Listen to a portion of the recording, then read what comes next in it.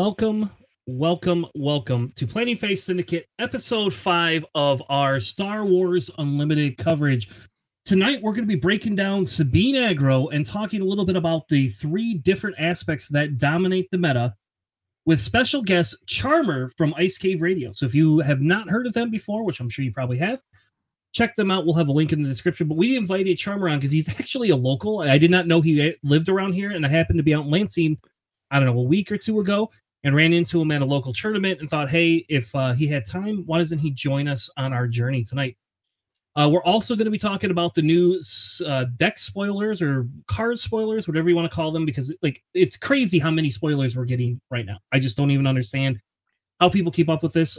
This is a lot different than when we were in Destiny times. So we're getting a lot of Sabine, or a lot of spoilers that will affect all these decks. And what we wanted to do tonight is kind of break some of those down. With that being said, why don't I bring in my co-host for evening? Please welcome to the podcast, the bench warmer himself, Mr. Alex. How are you tonight, sir? I'm doing okay. We had a Star Showdown yesterday, and I don't know what everyone's locals are, their local meta, but mine is great. Let me tell you, we had a crazy amount of variety. And we had one Sabine, and it was a mono red. And that's fun. That makes me happy. Also joining me is Mr. JJ. Thank God you're not wearing your Giants hat tonight. How are you tonight, sir? Doing all right. I've been extra busy playing both a Aerodome tournament right now through Nickel City, as well as the Nickel City Draft League. Won my first game of Aerodome. It was a series of 3 games, and it was the best out of 3. And my first win, I won by 1 health, and then my first loss, I lost by 1 health, and then the second game I lost by 4. But it was a lot of fun, and yeah, can't wait to play some more. Joining us as a special guest tonight is Derek, aka Charm3r from Ice Cave Radio. How are you doing tonight, sir? I am doing fantastic, actually. Today, as we record this, is Mother's Day, and so I had a great day with the family. I made them all happy, and that's good because the next 2 weekends are mine. Next weekend is we're going to take a family trip to Chicago, but it's really a veiled excuse for me to play in a store showdown at Min-Max in Chicago. And then the following weekend is Memorial Day weekend, but my birthday falls on that weekend. So to celebrate my birthday, I'm going to play in the Flesh and Blood pre-release on Saturday, and then the local store showdown on Sunday. So this weekend I paid my dues. What day is your birthday? It is the 25th. Okay. So mine's the 27th. So I was going to say, if yours was the 27th, that's birthday twins, and holy shit there. You know, we've really got something. My oldest son, who was with me at that local event that you would have met me at, his is the 21st. And we are always joking about how he needed to wait 4 days so that I didn't have to have a birthday anymore. My train of thought was, if my son had my birthday, then I would never get older, right? That's how it works. It's like a Dorian Gray thing, but with your children. Hell yeah. I think that works out very well, because especially with my kids, it's like they all want to celebrate the birthday, and it's like, well, you guys don't like the same things I like, so we could celebrate, but you're probably not gonna like the birthday. So we could just do the dinner, and let's open some presents, and then I'm gonna go play some Star Wars. So my birthday weekend also is kind of filled. We have a tournament in Granville on the 25th for a show Showdown, and then yours is the next day in Lansing that I'm technically signed up for a show Showdown as well. So that's kind of what I told the wife. I was like, I would like a bonfire at my buddy's house, and then I just want to go play a bunch of Unlimited that weekend. So, well, anyway, thank you so much for joining us. So tell us a little bit, I guess, so we're going to talk about Sabine tonight. And so I guess I'll tell the story about how we kind of ran into each other and why I wanted to bring you on, is because, so we are traditionally an X-Wing podcast. That's how we actually got our start. I played X-Wing for about, almost 4 years now, 3.5 years-ish I've been playing. And a bunch of us have started getting into Unlimited, and I was like, well, why don't we just start an Unlimited podcast too? Because we already got the equipment. I mean, what the heck does it matter, right? And so then I was out I was out at your store that one weekend and we played, and you played Yellow Sabine, and nobody in my locals ever. I've not seen a Yellow Sabine deck locally at all, so I had no idea what was going to come from that stupid deck. And I think I think the second game I was a lot closer. The first game you totally trounced me. The second game was a lot closer, and then I was like, all right, well now there's got to be something to this deck. Why are people not running it? And so I did a little bit of research, and I started looking into the different Sabines. Obviously it's an aggro style deck, and what does Cunning offer that others did. So I ended up building a Boba yellow deck that ironically now I have an almost identical deck to I guess what's been being played on the East Coast. And because of the fact that it's just a villain version that's an extreme aggro deck. It looks to be aggro, and if I have to be a little bit cagey, and control-ish, I can. But for the most part, it's just an aggro deck from Boba. And so that's what got me thinking is, hey, why don't we have you on the show? Let's talk about some Sabine. Because to me, Sabine is kind of an interesting concept. I don't think Sabine's going to be going away anytime soon. Now, we don't know all the Set 2 spoilers, but to me, I don't feel that we're going to see a decrease in Sabine until we have something that specifically controls enough of what she does to actually stop that style of a deck. And then she's just going to get replaced with somebody else. But for now, we have at least 2 more months of Sabine. At least 2 more. And I fell in love with Sabine right from the get-go because she's my favorite Star Wars character. So before I even knew what she did, I was like, I'm going to play a ton of Sabine one way or the other. And I have played a lot of different versions, and I'm always tinkering around with, what can be put in and put out. Co-host on my podcast, Doa, also plays a lot of Sabine, except he usually plays very different versions for me, even when we're in the same color. So when we both started on, the green versions of Sabine, we had different lists. And then I was trying to convince him I really like double red, and he was like, I don't like it. And then we both somehow landed on Cunning, and we were like, hey, I'm finding success. And he's like, yeah, me too. And then we shared our lists, and they're wildly different again. And so I think that's kind of just like the beauty of the game in general.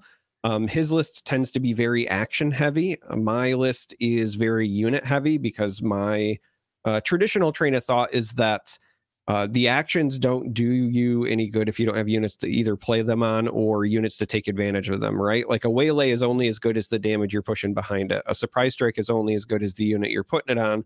So I try to put a big emphasis on the units. But the short answer to your question about why I landed on yellow is once we kind of saw how the meta was shaking out and we saw these like high end control lists, and we also saw like the rise of Boba Fett, I was trying to figure out how I could stay low to the ground, be very aggressive, still play Sabine, but also give me some outs against those matchups. Like what were my thorns in my side? And ultimately I landed on that the core of Sabine is roughly the same every time I play her. And then it's kind of picking and choosing what your tech cards are for the matchups. And I think Leia is very good for the Vader matchups because you can, exhaust him the moment he's deployed. It's kind of the same thing with Boba, actually.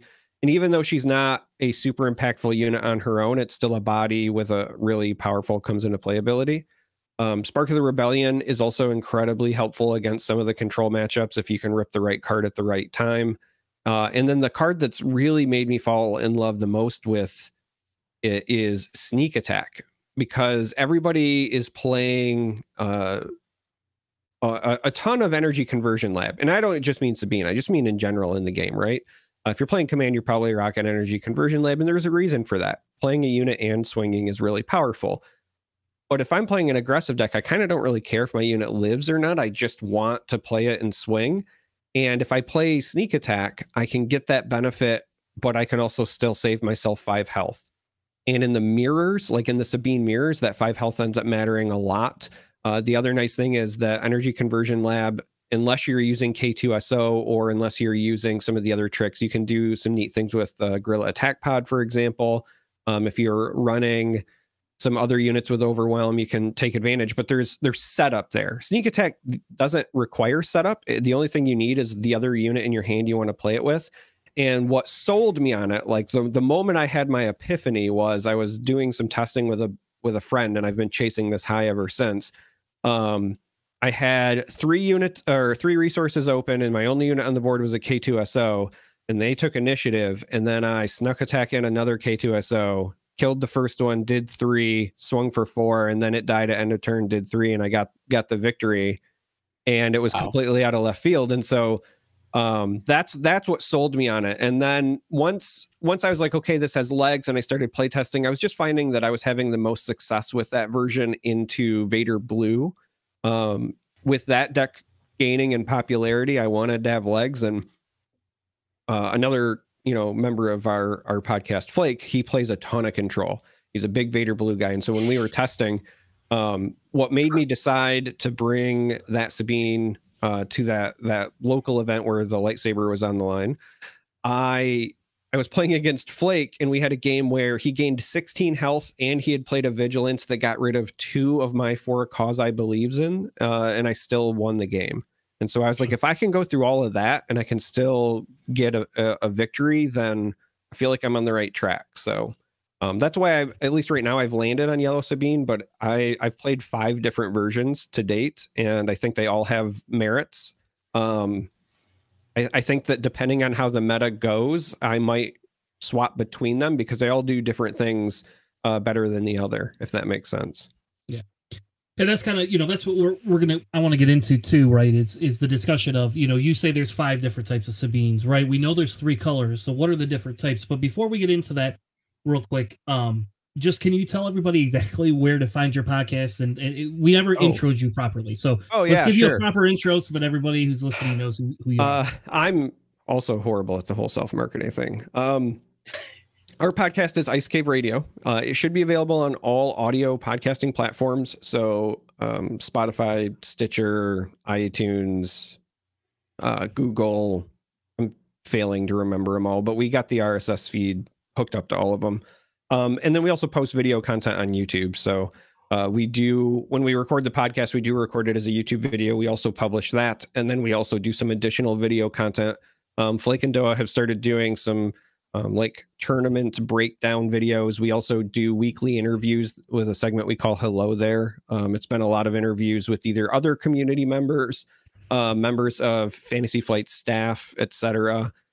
So the YouTube channel has all of the content, and that's usually the best place to start.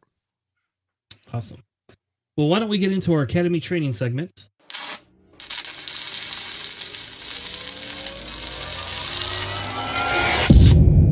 Welcome to our Academy training segment. Essentially what we wanted to do is have a conversation today about Aggro Decks, specifically Sabine. That's why we officially have brought Charm3r on. Or Derek, whatever floats your boat. You guys can call him whatever you want. Derek, Charm3r.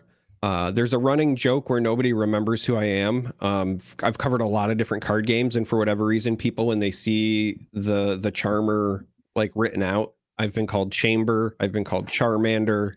I'm like, seriously, a ton of things. So, hey, you works. Maybe we'll call you Charmander. That's crazy. That's crazy that they got Charmander out of that. Yeah. I love Charmander. Oh, man. That's great.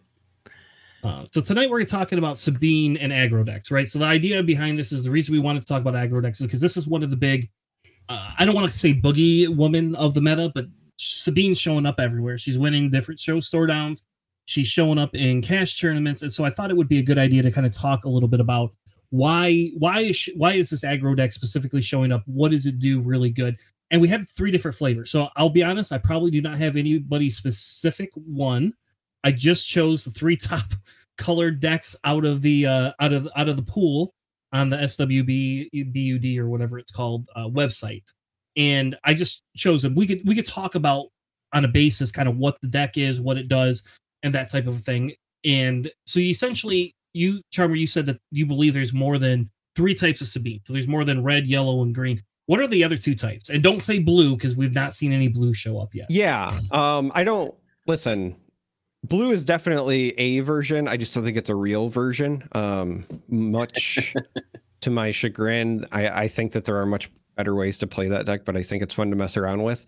When I say I think that there are 5 different versions of Sabine, it has mostly to do with your base choice and the merits of them. I know that what I'm about to say is going to sound blasphemous to some, but I do think that there is some consideration for playing a green version of Sabine without the conversion lab. And the moment that you are not playing with the energy conversion lab, you make some pretty drastic changes to your deck. For example, Battalion is out, and in my opinion, Guerrilla Attack Pod is out. Both of those are pretty lackluster unless you're playing ECL. I think there are better cards that you can play in those slots. And it really comes down to, you know, how confident are you that you can make best use of the ability as opposed to the 5 health. And also, a lot of the control players have kind of wisened up to that play pattern, that trick. So Blue Vader, for example, when I'm talking to players like Guy Cohen, you know, he says his goal is to just never play anything on the ground until he's basically locked up the game. Because at that point, you completely negate the benefit of their base. You get rid of the battalion play, the attack pod play, or at least the scary attack pod play. So I do think that there is some merit if you still want to play the green version, because there are some really powerful cards there, right? Bright Hope is really good in mirrors. Rebel Assault is a hell of a card. Battlefield Marine is one of the best 2-drops in the game. So if you're like, hey, I like this flavor, but I don't know that, you know, in my local meta, again, if you run into a ton of control players, it might be worth it for you to just drop the lab. So that's like one of the subversions. The other version is the yellow sub versions. So I see a lot of Sabine yellow players that are playing Jeddah City. I don't, but it is something that I have seen in several of the top 8 deck lists that have popped up already.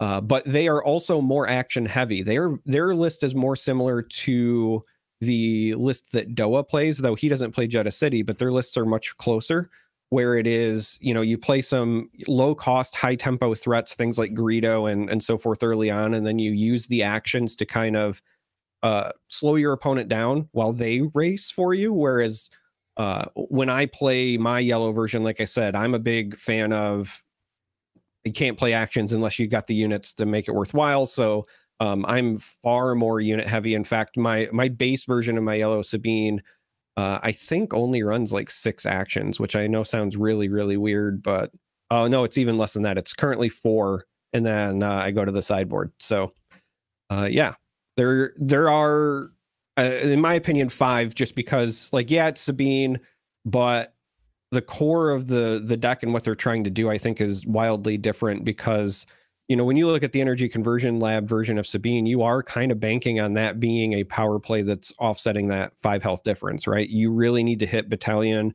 or even just like a good K2SO or something to make that worth it. And I do think that in certain metas, right, certain local metas, that might not be worth it. And you should not be afraid to drop ECL, right?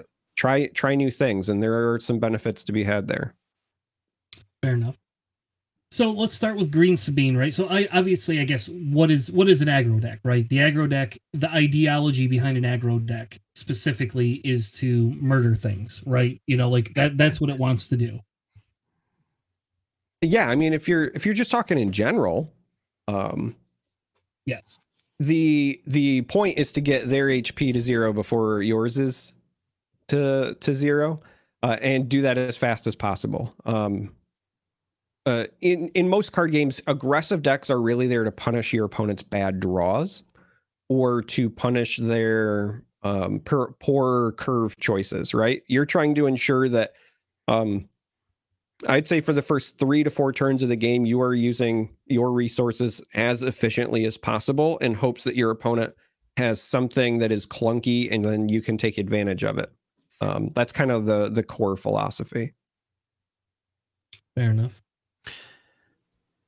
Yeah. I mean, a lot of people latch on to green early, right? Like ECL's very, very popular, and the whole Steadfast Battalion thing is pretty nice. So I don't blame their choices. Actually, yeah, like no one around me plays Sabine, so I don't have too much to say with experience against Sabine. Like, I played in a couple like tournaments. Usually, it's this like a 50-50. I usually can stop the aggro because I run a lot of sentinel heavy decks. But you know, it's it's very popular. You know, when I went out to Grand Rapids for Tanner's tournament, what, like the whole top cut basically was like Sabine. They're like top 4. No, that was boba. It was all boba. Oh, I'm sorry. Both of those. And there's no boba by me either. I don't know why. Like our little pocket of East Michigan's not apparently they just don't care about the popular deck choices. Yeah. And I think the other thing is so what makes Sabine so good, right? Like why are we playing Sabine, right? Out of every other aggro deck, is it because she comes out on 4? Is it because she can ping the base every time? You know, what is the reason behind why Sabine is so good? I mean, if you're asking me, I think it is definitely those two things. Deploying your leader before your opponent means you're going to get an earlier swing turn. Star Wars Unlimited is designed in a way where your leader, when you choose to deploy it, is always going to be something that gives you more advantage than your opponent, unless they're also deploying their leader at the same time, just because you're getting something for free. And it's usually not something that is lackluster, right? We're talking about like a grade A build your deck around it unit, and you're getting it for 0 resources on the turn that you decide to deploy it. Sabine is weaker as far as leaders are concerned, right? She has a lot of direct answers. Obviously, a takedown can hit her, for example, right when she's deployed.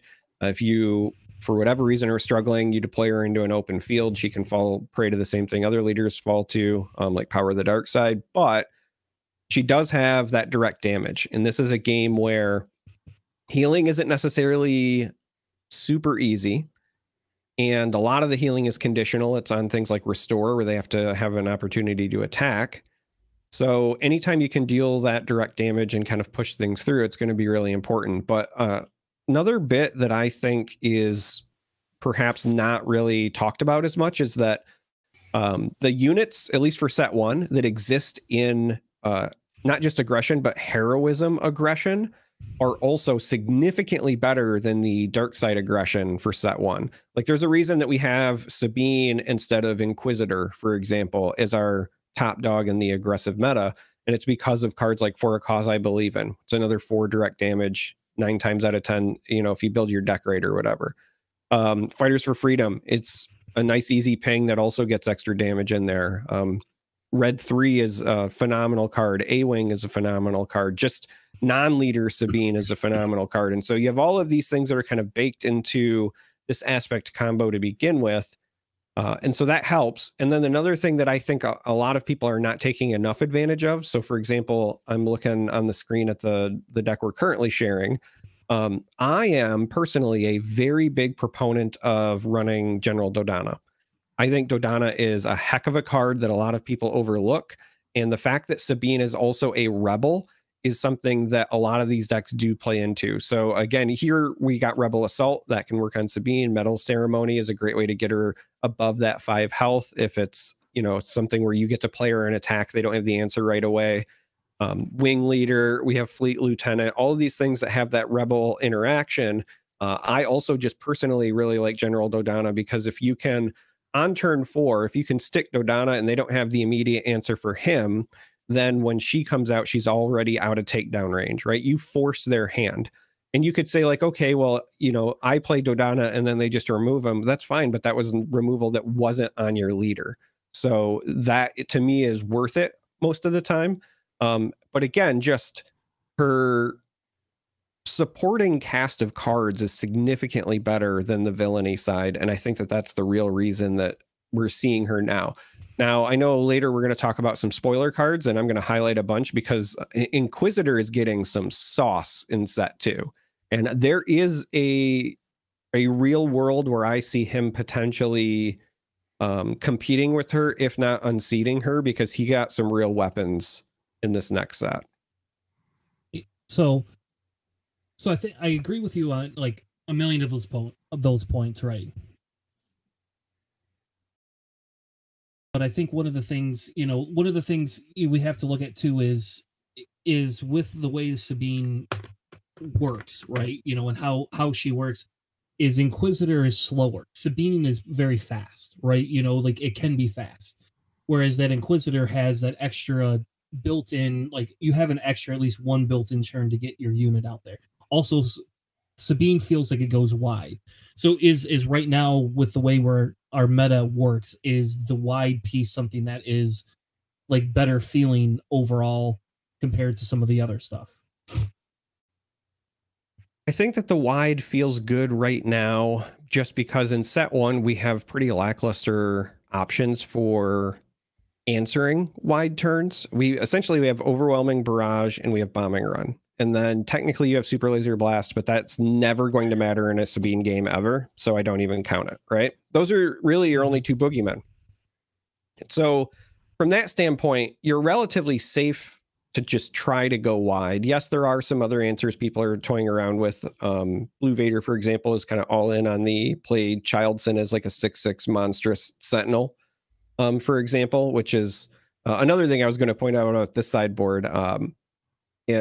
Next set, we already know upgrades are a big deal, but I would say right now, you should be taking a long look at the card Power Failure, because it is a monster against Childson, and it actually does some pretty good work in other matchups.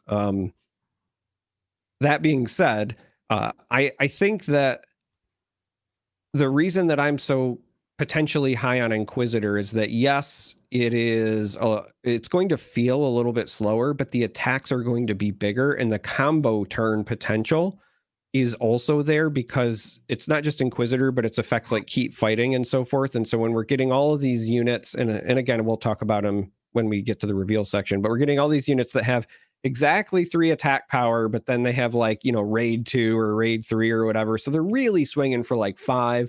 Some of them have grit or other weird things, so that once you have activated with Inquisitor, the grit turns on, but now they're already readied, so they get to swing for more, et cetera, et cetera. There's a lot of spice there. Yeah. Yeah. I mean, going back a little bit too, Dodonna has ruined my life so many times. I would strongly recommend putting Dodonna in there. Yeah, I think the current Bobby list, right, is specifically got the Dodonna in there, I agree. I mean, you gotta give a shout out to R2D2 as well to help you kind of mill through your deck a little bit. Helps you really get those cards out that you may not need at that moment for the follow up turn. Just having him available there, he can plink away doing 1 damage each turn, but that big milling through your deck really helps you, especially with a Sabine deck. If you want to keep the pressure on, round after round, just getting those units they need when you need them when you're fighting.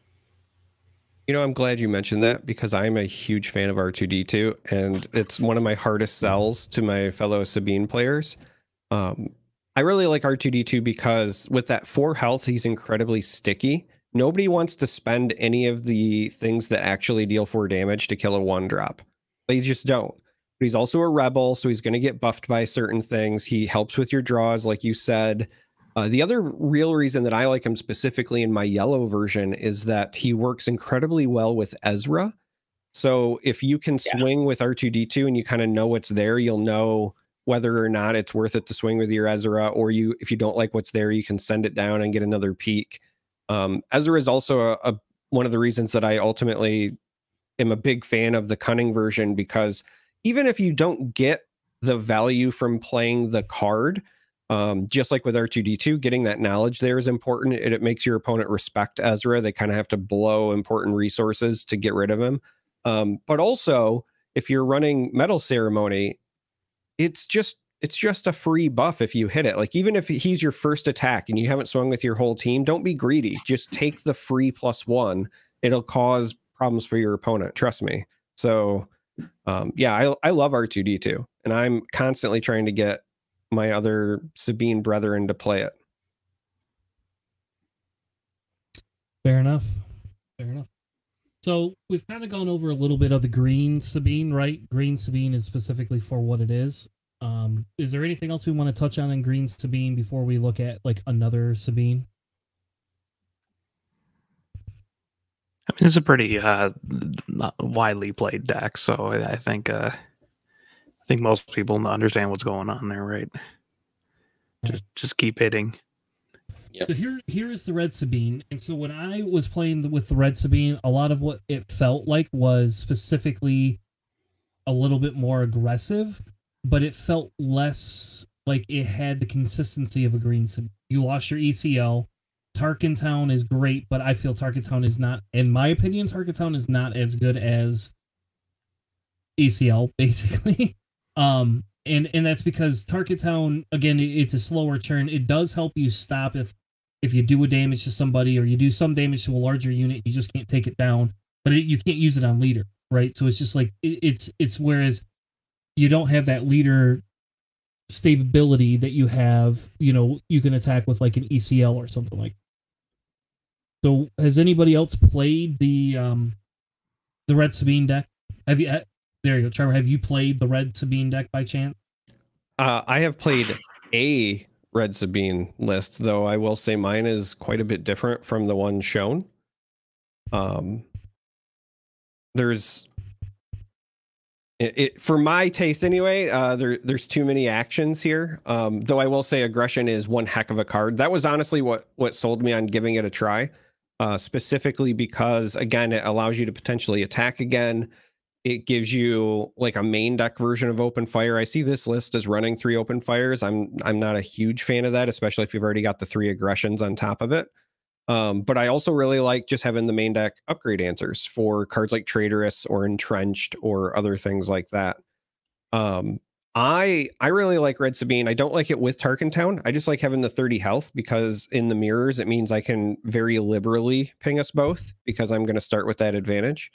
I think Saw Gerrera is also outstanding with so many event-based control decks floating around. 4 for a 5/4 body is already good, has a very relevant text against control, and again, he's also a rebel. So if you're running Dodana, like you should be, in my opinion, then he gets those benefits as well. Let me pull up. What was the other thing I noticed that was slightly off? Love the 4 causes. The rest of this looks pretty standard. Oh, that was the other card I wanted to highlight because I still play it even in my yellow list. It's literally the only non-heroic card I run in my main deck when I'm on Cunning Sabine is Partisan Insurgent. That card is a house. And a lot of people need to take a long look at it because, again, just like with R2-D2, the 4 health is very relevant, but he's very easy to activate so that he's basically a 2-cost 3/4, and again, has that rebel keyword. So there is an awful lot of times where in mirror matches, for example, he'll trade up with a 3-drop and survive. So, if my opponent opens in space and I open with Partisan, they might play Fleet Lieutenant to attack my base for 5 off of like an A-Wing or something, which is a great turn for them. But if I play like Fighters for Freedom and then I have my Partisan trade with their 3-drop and mine lives, like all I've done is I sacrificed some health, but I've gained a lot of board state in my favor. And if you're not running Tarkin Town, you have that 5 health to give up. Like that's what it's there for. So you should kind of use that to your advantage. I love Partisan Insurgent, and I stand by that card as being outstanding in Sabine lists. Yeah, see, my nephew, when we had our first showdown, he was running a similar list to that. And that's the one we left in there. We did not have that precision fire in there. I don't really like that card. I actually subbed in some Carabast for him. But he's 12, right? So he didn't know how to sideboard really well, and he didn't know how to use the Carabast as well. But it's like that's for your partisan insurgent, right? Like they fit together, and it's meant for if somebody starts throwing damage into your Dodana, you use it before somebody freaking does their own Tarkin Town or their ECL. That's what you got to do. But I do not like the precision fire. I don't know why this guy has that in there. I do not like that.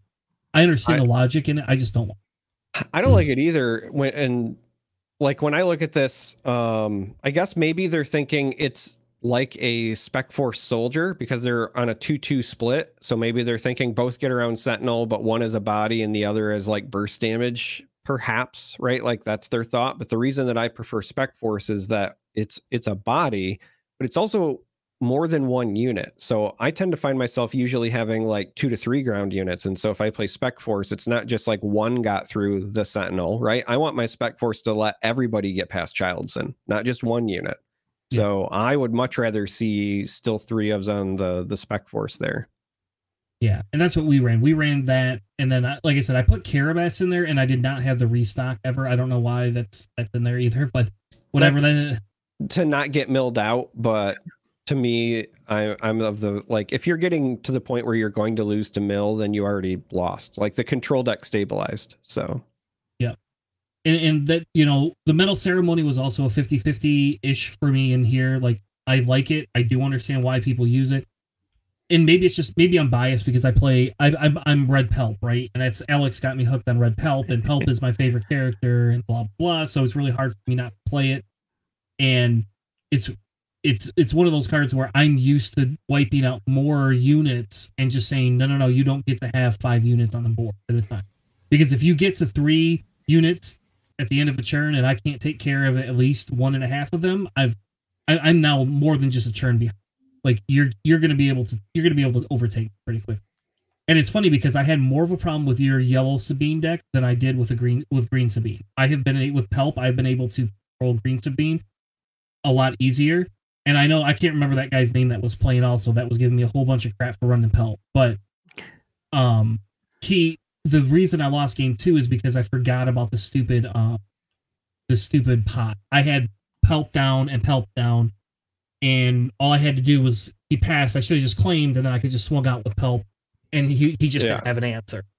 And that's how those go. Is like, yeah, this deck has a more aggressive time into Pelp because this one can just swing harder, and that aggression sometimes can just be so hard. Yours, when you do it, you start getting rid of cards. That's when Pelp starts struggling. Is if I like having 4 to 5 cards in my hand. When you start pulling all my events out of there, it's like, man, screw you.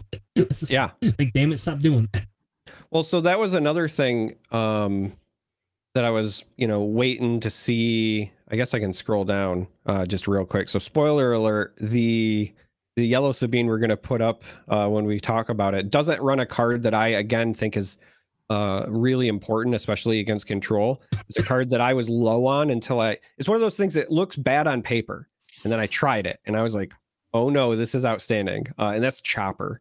So Chopper is outstanding against control because you're milling the card, and so if you're milling the action to hit the trigger, then that's likely a removal that they're not drawing. But also, if that's your first attack for the round, you can really mess up their math, because control decks are very often only playing like one thing a turn, and they'll resource accordingly. And then if you're like, oh, by the way, like, you discard a card from the top of your deck, and instead of having 5 resources for your overwhelming barrage, I'm going to exhaust one, and now you have 4. Like, that can be a blowout turn. It sounds so benign, but in practice, it won me so many games I had no business winning that I'm out full on the Chopper train now. It's kind of like Bodhi. Like, in my yellow Boba deck, that was the first card I put in there was Bodhi, and it's only for the pure fact of when I run, I can run against whatever I want, and if all I want to do is, like, so for example, if Sabine, if I claim before Sabine, I play, and I always mulligan for Bodhi, just so I'll just play Bodhi, and just to get rid of your stupid Rebel Assault card or your dumb Medal of Honor card, because that way if I can't take everything, at least I get that. And that's the thing. Like, the card removal is very strong in this game, and I think a lot of people miss that. Like, I love Spark of the Rebellion is my absolute favorite of the whole. Like, that's my card, that's my jam. But I played Mill. I don't know if we didn't talk about whether you played Destiny or not, but I played Destiny way back in the day, and Mill was my thing. That was like my favorite, was either to go super wide or to just mill the hell out of it. Like, I was a Yoda Mill player for longer than I probably should have. That's back in the good old days when Yoda you could roll that Yoda dice and you had a 30% chance of being able to mill somebody. Anyway, is there anything else on the red Sabine decks? I mean, it plays a little. I think this plays a little bit different. This to me feels like a little bit more of a, like, this wants to hit you faster. Like, if you want to win by turn 5, no matter what. Red is the double red Sabine is the most aggressive, and it makes sense because you're double aggression of the aspect, right? But it is the most straightforward, most like no frills. I'm trying to push as much as I can, as fast as I can, which is again why I really like the inclusions of Saw Gerrera and the legendary aggression, because Saw is potentially just more poke when they try to slow you down. And then aggression again could be that extra attack when you need it. So it doesn't do anything super flashy. It just wants to go and go hard. That's why I was kind of chuckling at the sideboard, because I saw the bombing runs and I was like, what are you bombing running? Like I was like, why are you a mirror match? That's the only but thing. for a mirror, like my whole thing, I was like, for a mirror, you're supposed to be the faster of the two already anyway, right? Fair enough. So yeah. Go on, JJ. Now I was gonna say, for me, actually, you know, a red Sabine deck actually feels like it has more elements of control, and that's mainly because I like to have more events. When I first started playing the game, I actually played red Sabine a lot more, and mainly because you have, you know, cards like aggression and stuff that really help kill a lot of your opponent's, you know, units that come out there. And for me, that felt more like a control aspect there. And as long as I could keep those units off the board, you know, not attacking my units, I feel like I could have less units and just buff them up more. Especially when you start factoring in like raid units. Like I'd love to have benthic tubes that help, you know, buff friendly units with raid and stuff. And, you know, I would include more raid units in there so that way they could get buffed up that way. But primarily I was focusing on just preventing my opponent from playing their units, or at least if they played their units, they didn't last very long. And that's how it felt for me. It felt like a red control deck, even though it was still very, very aggressive, right? But you know, if you do tend to have a lot more like red units in there, more than events in there, it can absolutely be very, very aggressive. Yeah, also, I've played against several different like red Sabines like this, and man, that aggression, like it's so useful against like a control matchup, or because like you can drop like Child Sin, right? And then one aggression takes out a 6/6 Child Sin, because you can just remove 2 upgrades and then do 4 damage. Yep. It one shots Iden, you just remove her shield, do 4 damage. It's just so good at like taking out some problem threats that it's yeah, and those are when you really need to get rid of them. And then even still, if you're just like, okay, you know, they've got that one unit and I know that they're on their next action, they're gonna take out my best unit, so instead I will, you know, ping it and then also re-ready another one and get that free damage to base as well. There's just so much that it does. I remember when I was first looking at this card when it was revealed, I thought, man, it's an aggro card that lets me draw a card. That's going to be so important. And I can't remember the last time I chose draw a card on aggression, because all of the other things are so impactful. Yeah, for sure. Like, I can't like emphasize how good aggression is in this particular deck. It just manages to take things out. All right. Well, let's move on to Yellow Sabine before we get too caught up in that. So Yellow Sabine obviously is the Cunning Sabine, and so this deck is probably a little bit different than the one you were running, Charm3r. I don't know. I guess I don't know because I didn't see all your deck list, but this is the most popular one I found for it. I think the one thing I don't see in here is a shoot first. I'm a little surprised. There's not a shoot first in there. Doa loves the shoot first. So again, I'm blasphemous. I don't run shoot first or surprise strike, because I run sneak attack instead of surprise strike. Because my train of thought was this, right? Sneak attack costs 2, surprise strike costs 2, right? Surprise strike is +3 damage on something. Sneak attack is very often +3 damage on something. Surprise strike requires me to have a unit in play. Sneak attack doesn't. I can just do that from hand. And I can play things that are greater than +3, right? So surprise strike is always +3, but my sneak attack can be a K2SO or something bigger. So when I was kind of weighing them, I just settled on I prefer sneak attack to surprise strike. So that's my big departure, I think, from most other lists. And then, like I said, I'm just a big fan of Chopper now that I've actually had time to play with him. So my list is a little different from here because I don't have like the heroic sacrifice, for example. But like I have 3 spec forces, 3 R2D2s, and 3 choppers. Like I'm pretty heavy on the 1-drops, but they have paid off for me.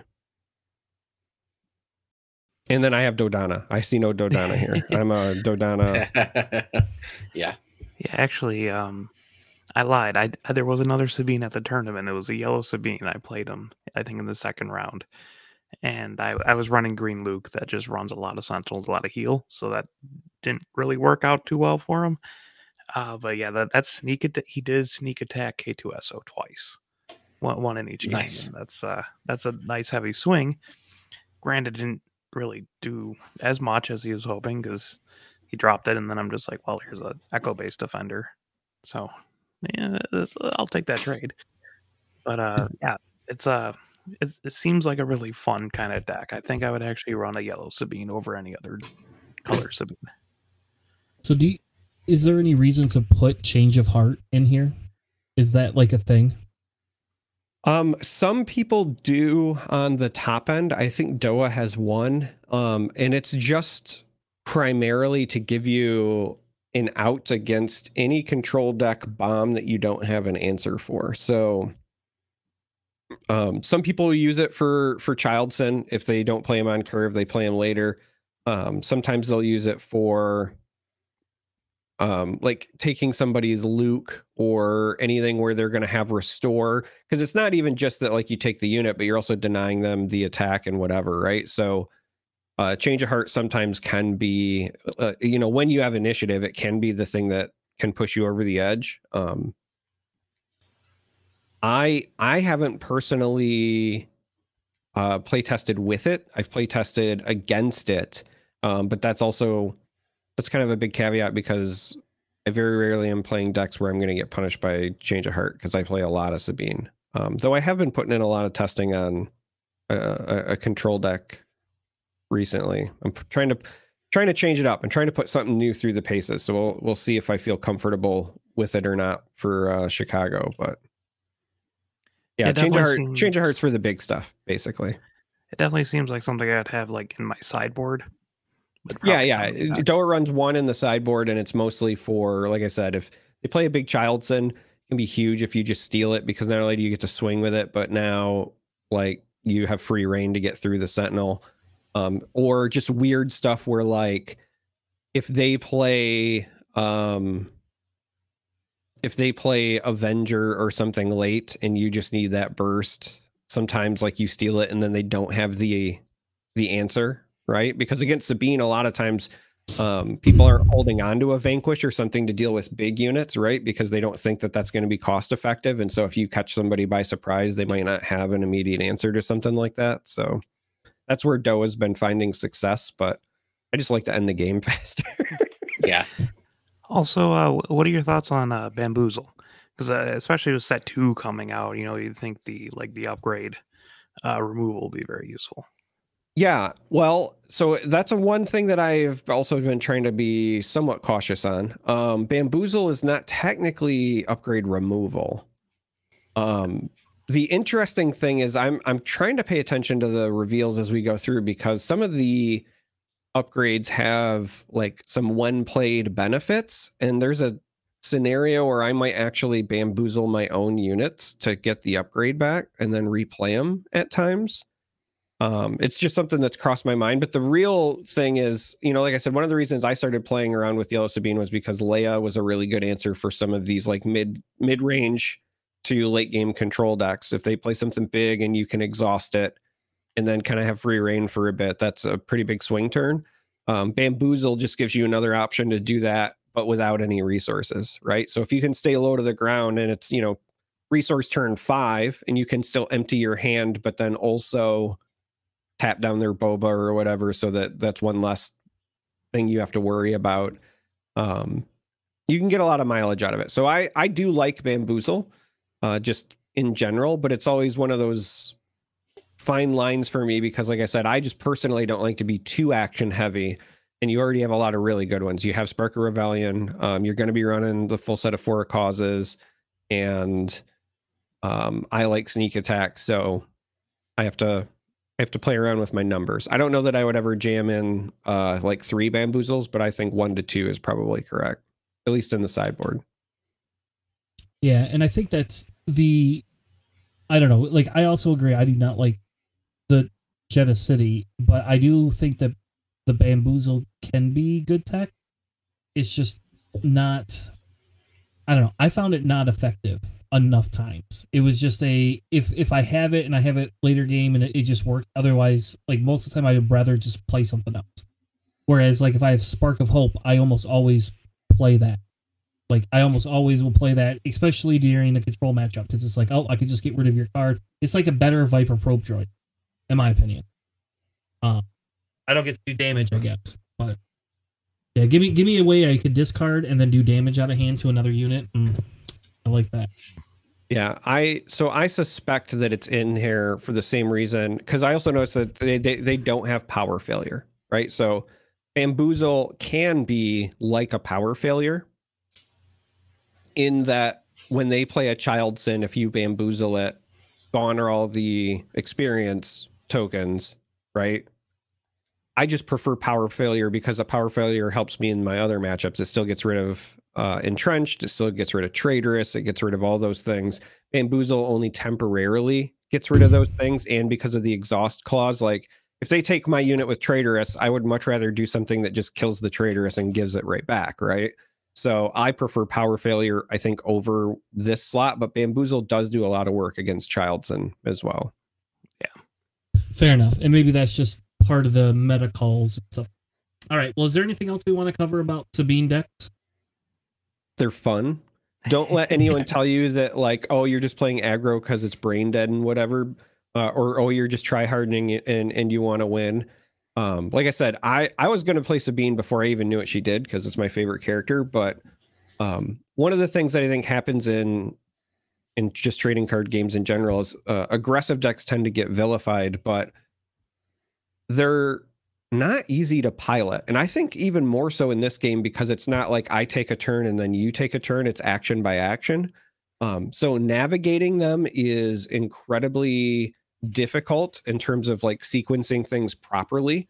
And also your margin of error is actually thinner than other decks because your games are shorter, right? If you're trying to close the game out by like resource turn 6 anyway, that means one mistake is just a substantially larger percentage of your game played than somebody on, you know, Blue Vader or whatever. So they can be very fulfilling. That's my point. It's more fun than it looks. They're very fulfilling. Sabine mirrors are some of the like craziest games I've played in this so far. And if you want to try Sabine, don't let anyone talk you out of it. Yeah, well, if you are a Omega Eclipse, you think all control decks are awful anyway. So, well, healing is cheat. So, all right. Well, why don't we move on? We have a little segment we like to call For a Cause I Believe In. And we're going to cover Blue Sabine decks because we all built one tonight, baby. And we're going to actually cover them and see how awful, who can awful each other out on this specific. So up here, the first one that we have is my deck. The very first deck that I came up with. We'll go over the deck real quick. I won't tell you that I put a million hours of thought into this. The idea is everybody's running these blue decks now. Like all of a sudden now we have Iden Double Blue, and we have Boba Blue, and Han Blue's now a thing. So why the heck do we not have a Sabine Blue? So I built a Sabine Blue with a very weird and kind of just a non-committal sideboard. So my sideboard is very non-committal, just so you all know.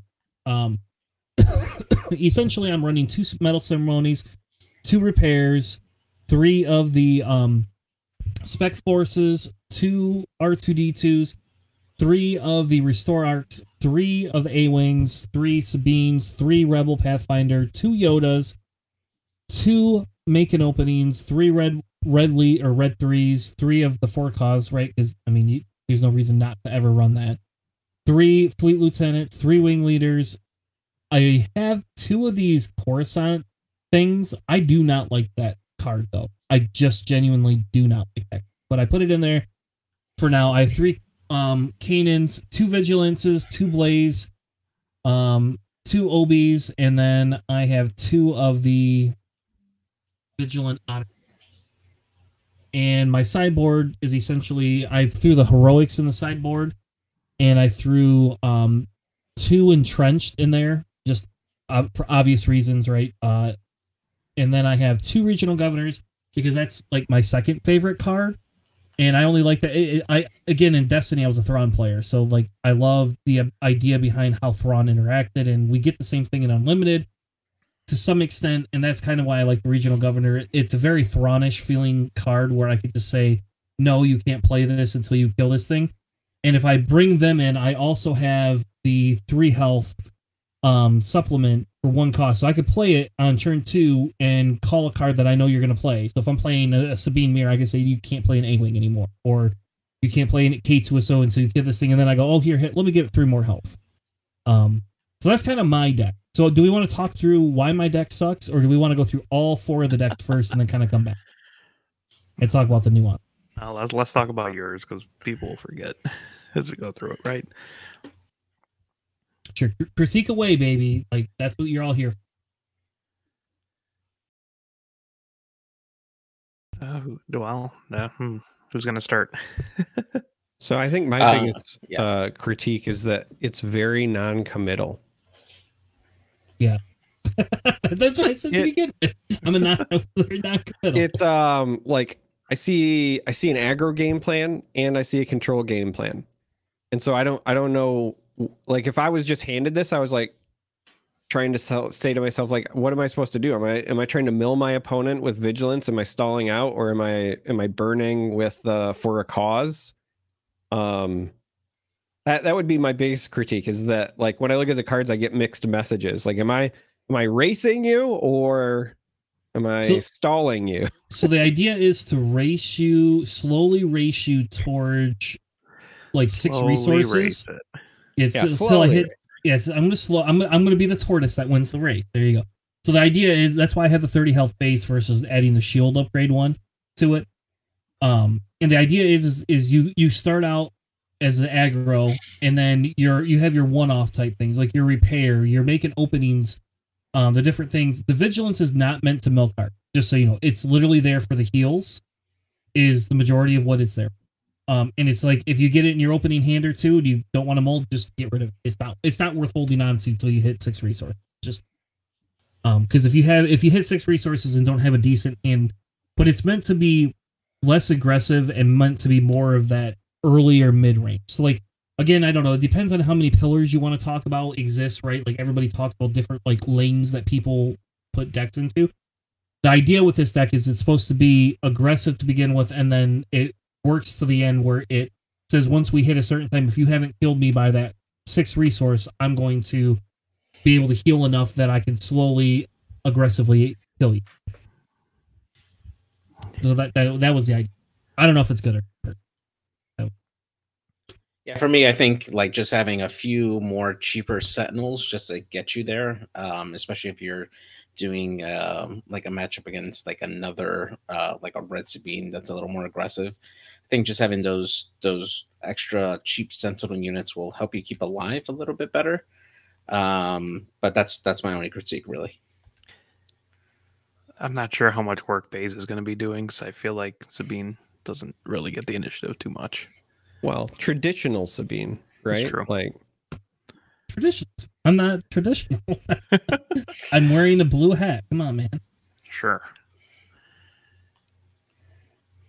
All right. So anyway, that's mine. I agree with you. You could probably pick a lane and go get more aggressive with it, but like, I just couldn't find enough value in trying to be a full control deck. Like, it was a lot harder being a full. Yeah. All right. Do we want to move on to the next one? Alex, you want to go through yours? Yeah, sure.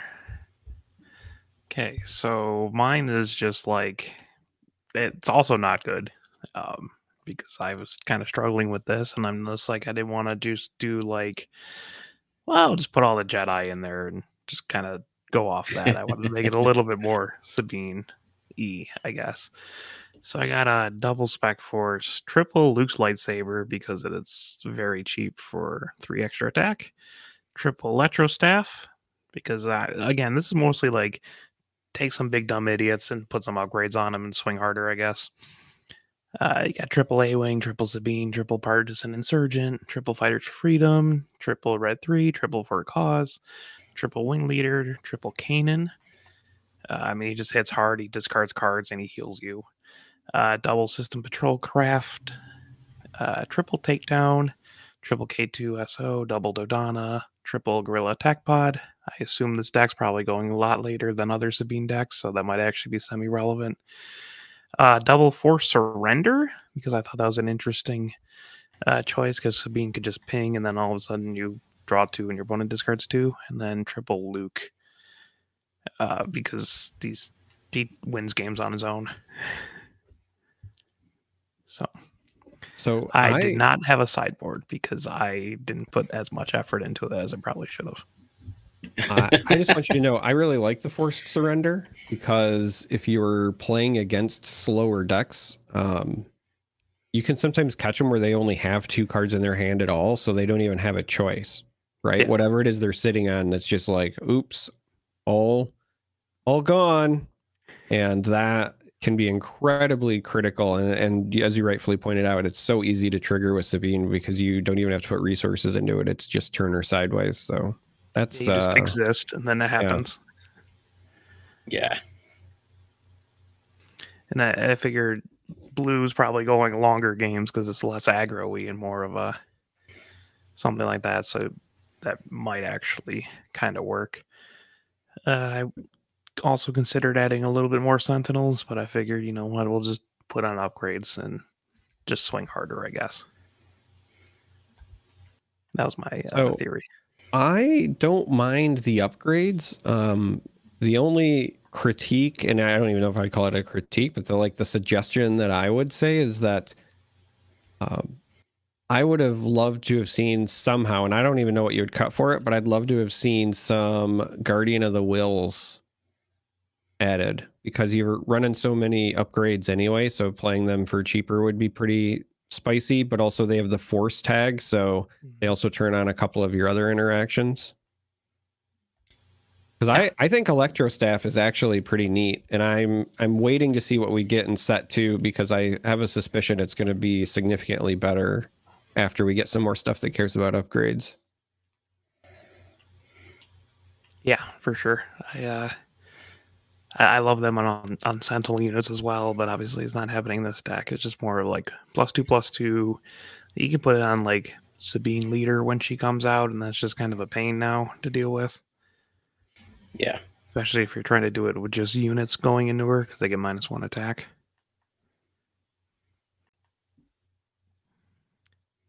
Yeah. I don't know. I like it. I think, I don't know. The Luke thing seems a little weird to me, but I mean, I understand why it is. I understand. I originally had Luke as well. I just didn't know if I could get enough value or if I could hit that point.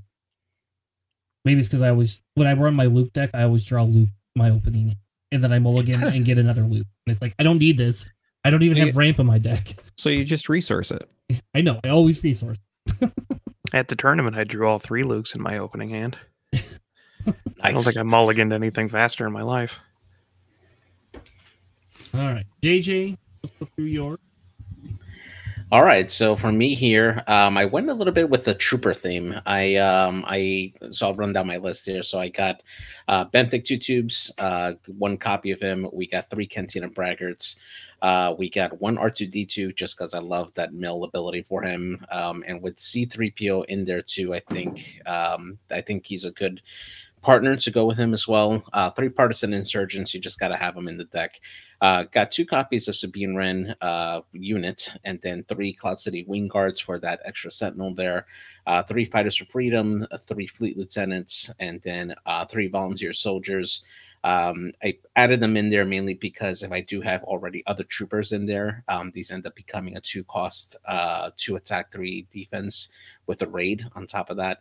I added Yoda here, and then just a copy of Yoda, and then Saw Gerrera, which I love. just helps me. It just helps me kind of tech against some of those event heavy decks, just forcing them to deal damage to their own base. And then I also added Zeb for that as well.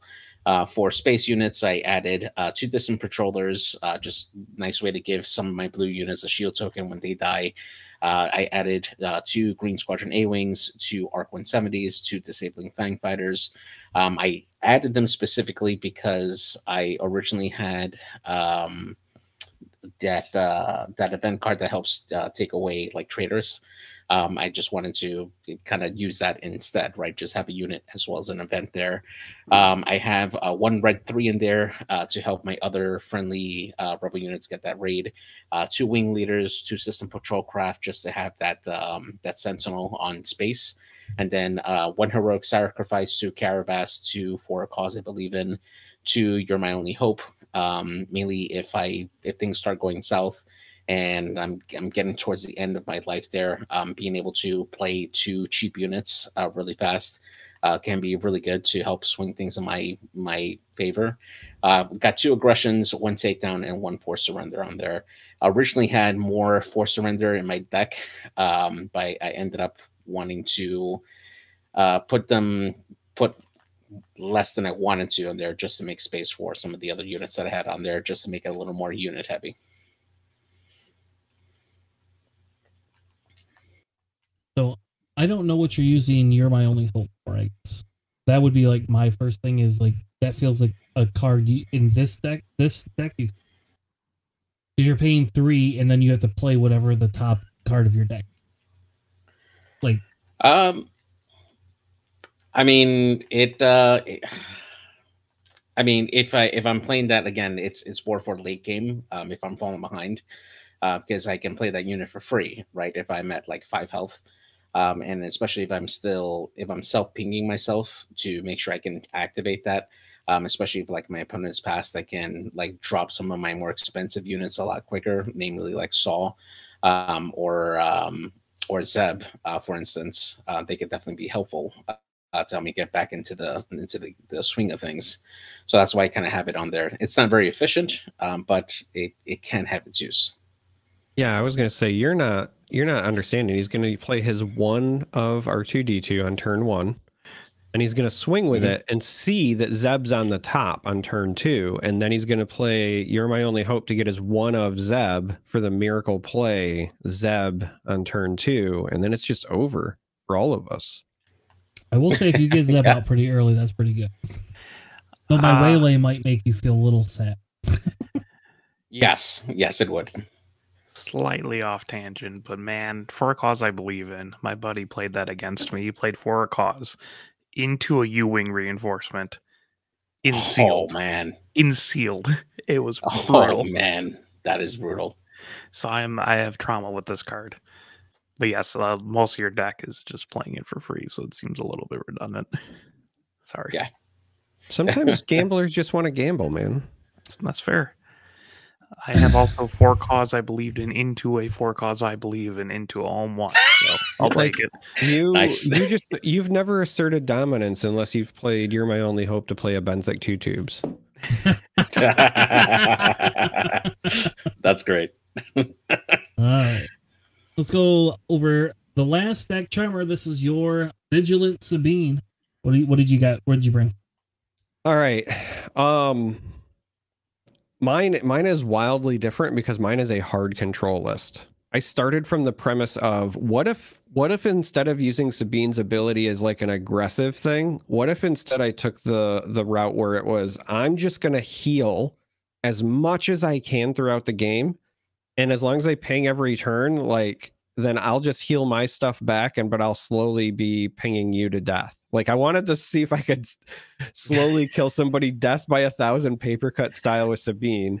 And then if not, then you've got Vigilance in the main deck for milling, right? So kind of looking at the list, the early game drops, the Restored Arc has Restore. So again, there's the healing, gives you space presence. The A-Wing is mostly there to trade or to like feign aggression, right? Like if I play it and they see Sabine, like, oh, I got to get rid of the A-Wing, and it's really not really a big deal.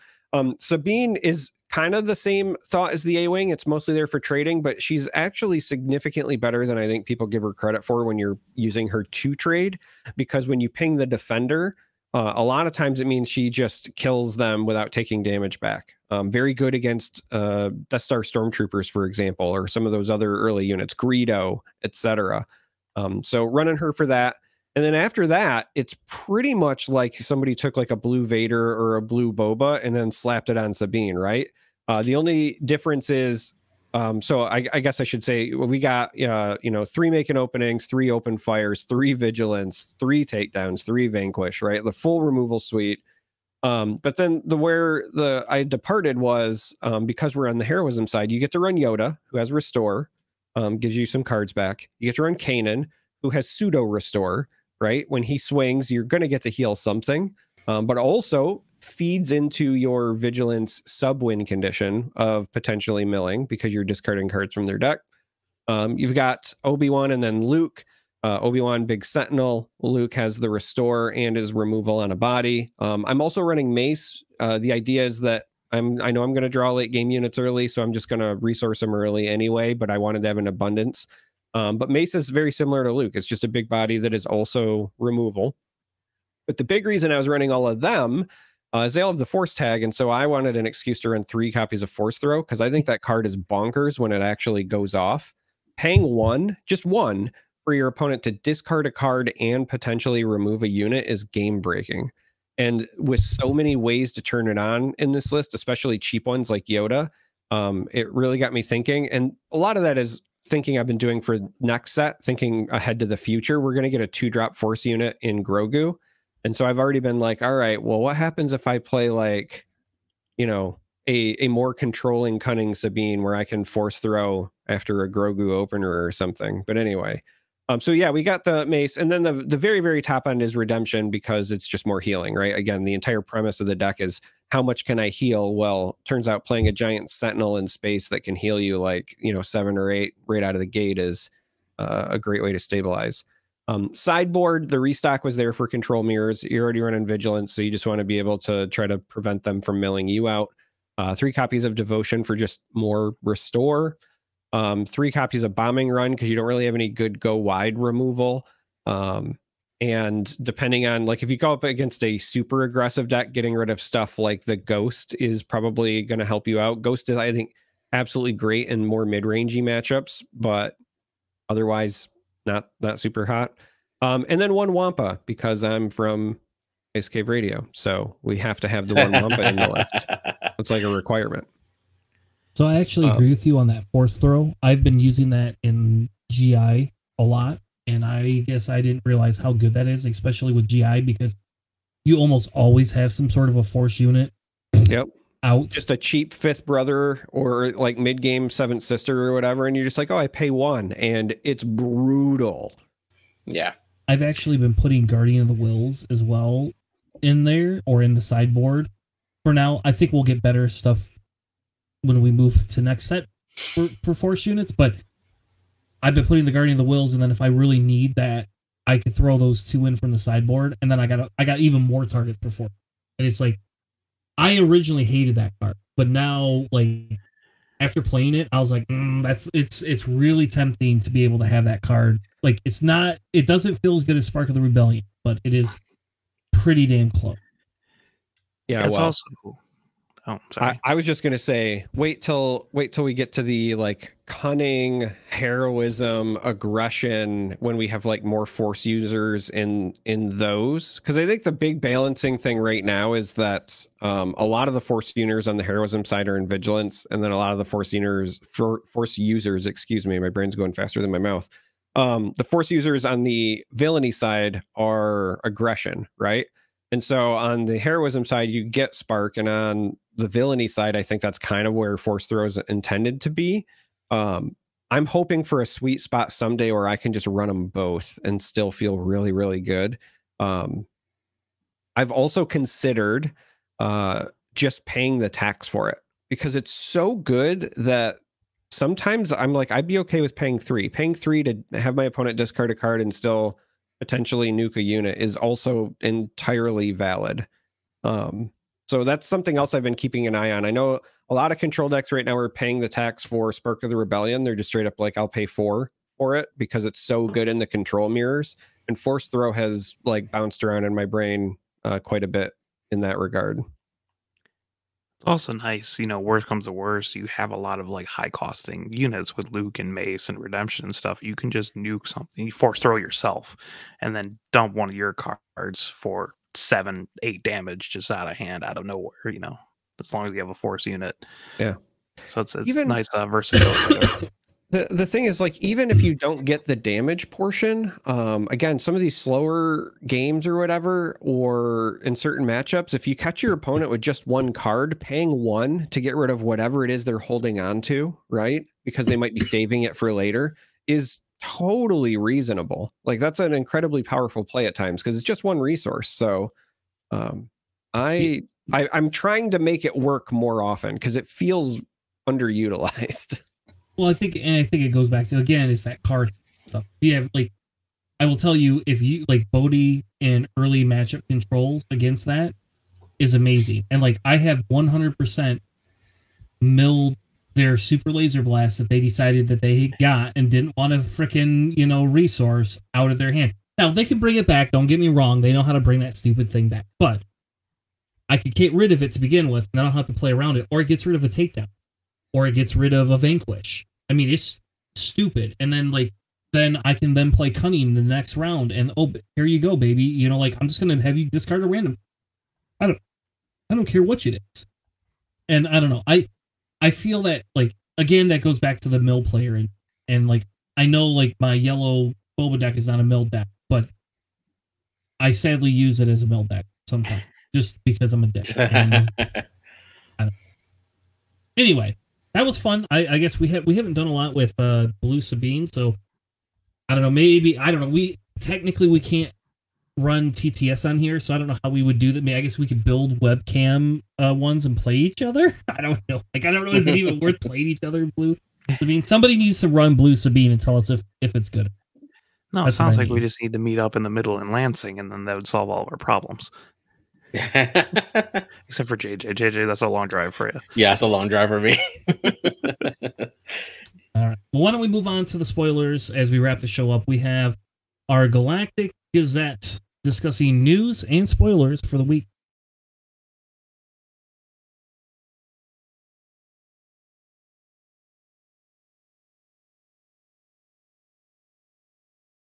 All right. So the spoilers that we have are crazy. I don't know. Is this a normal thing that they give out this many spoilers all the time? I don't know. No, I don't think so. I think this is the most amount of spoilers we've seen. Yeah. Did they do this like with set 1? I feel like it was more spread out with set 1 for sure. It was more spread out. We did have like 1 short burst before Gen Con last year, largely because there was a number of cards that was going to be like on display, right? When you went to Gen Con, they had like a learn how to play demo thing, and it wasn't with the starter decks as we now know them. They had decks specifically for Gen Con. And so I remember like the week before that, we had a pretty reasonable sized, you know, dump of cards just because they wanted anybody to, or any of the ones that were going to be revealed there to like already be out in the open, right? But that was smaller because that wasn't even, like I said, full starter deck size. We've kind of like the last 2 weeks, we've kind of got a wave of reveals, and It's crazy. I'm excited because there's some shiny stuff in there. Yeah. So to preface this, my statement originally was that I thought we were told that the sets were going to basically be pretty balanced. But I feel like we're getting like an extreme increase in like the ability, like power, right? Like it feels like, and this is probably good for those that don't own all of set 1. Like these cards will easily keep up. I feel these cards will easily keep up with set 1, if not exceed most of it. You don't even have to own set 1 as much, and some of this stuff is just insanely crazy. So the way we do this is I let everybody pick a favorite card. So I have 3 on the screen. So we'll start at the top. And we'll let the guests go first. You're going to always be first in a rotation. You get to pick a card, talk about it, tell us your thoughts, and then we can kind of go down from there. So after him, we'll give it JJ, then Alex, and then I'll.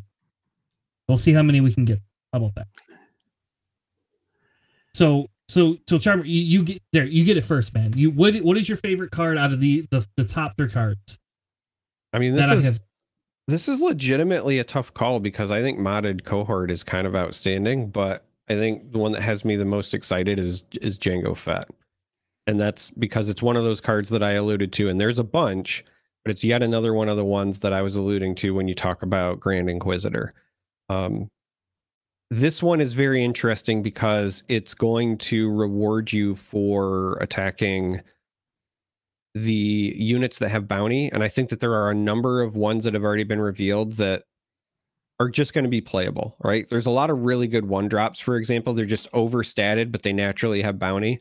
So playing a Django Fett to run them over and then get that extra damage in with Overwhelm and then also drawing you a card feels like everything you want to do with an aggressive deck.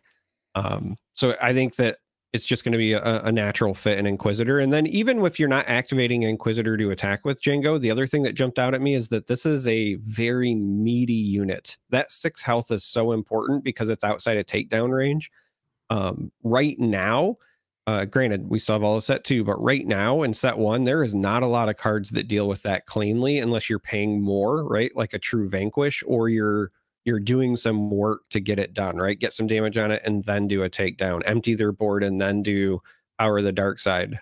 He's just meaty. And then obviously we've already all had like Fire Spray Nightmares. So this is another card that potentially interacts with that, right? So yeah, we have the Boba Fett leader thing, but now we also have Django, excuse me, with the Fire Spray thing as well. At a 4 cost, this is insane. He gets Overwhelmed, and he gets +3 to attacking him. Right? That's like, here, let me hit you for 6 and then just dump more damage on your base. Like, Merry Christmas. I don't know. This is my favorite card. It's also notably this is a rare card too. So this will be. Thankfully, I would not want to deal with that very often in limited, whether it's draft or sealed, whatever. Yeah, could you just imagine like getting 2 of these? Like I think it's just like Merry Christmas. Hey, all right, you won. I'll concede. All right, JJ, let's move on to the next one. What's your favorite? So I'm going to go, following the Django train, I'm going to go with Boba Fett's armor. So this one is attached to a non-vehicle unit. If attached unit is Boba Fett, and damage would be dealt to him, prevent 2 of that damage, and it gives him +2 attack and +2 defense on there.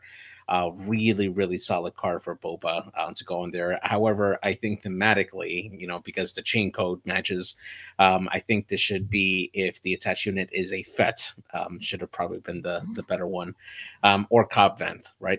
I like this a lot to add into my Boba deck. I would easily run like 3 of these in there just to make sure if I happen to lose one, I can, put it on my unit and on my leader when he comes out, and just have a spare just in case. I like this a lot. This is going to be really good to help Boba be a lot more tanky. Can I ask what they were thinking when they built this card? I don't understand. I don't think they were thinking, man. I mean, it is a beast. We must be getting some really good upgrade removal, because this makes Boba unit, the unit itself, a 5/7, right? Mm-hmm. Like, he's already out of takedown range. He's like, now he's out of, now you can't even, I guess you know what you could do is you can open fire and then you can take that, or target. That's about it. Like, this is crazy. No, so I've been saying for a bit that there was a card that I think is going to sneak into the meta because it's going to have so many uses. It's one of the starter deck cards. It's already been revealed. Calculated Lethality is incredibly powerful, and it wants you to put upgrades on your Boba Fett. Like, all you're doing is feeding it at that point. So I think that's part of their answers, right? Now, if you don't remember, Calculated Lethality, it's Villainy and Vigilance. It costs 4, but you get to defeat any unit that costs 3 or less, and then for every upgrade on it, you get to put an experience token on a friendly unit. Yeah.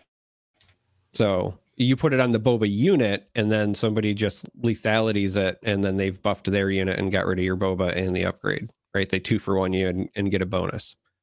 Right, well, thank God, because like that, like this card just seemed silly to me. This card seemed like a very sillily built. Yeah, I think the more nightmarish thing is obviously going on a leader, because leaders are historically tougher to get rid of. Boba Fett notoriously is already pretty tough to get rid of. Control decks will likely be looking to just clean up the other units and then hit them with the power of the dark side. Or again, we might get something else in the set. I don't know.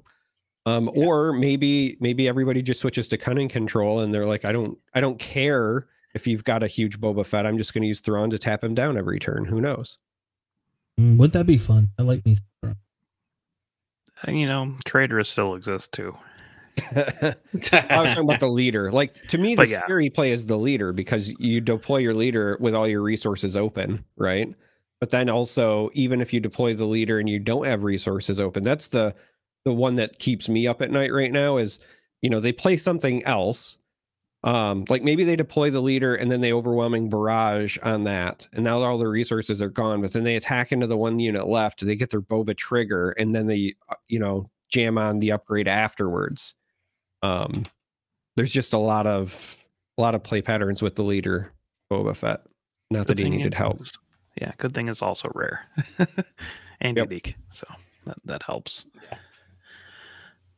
All right, what's the last one, Alex, for this on this page? Modded cohort.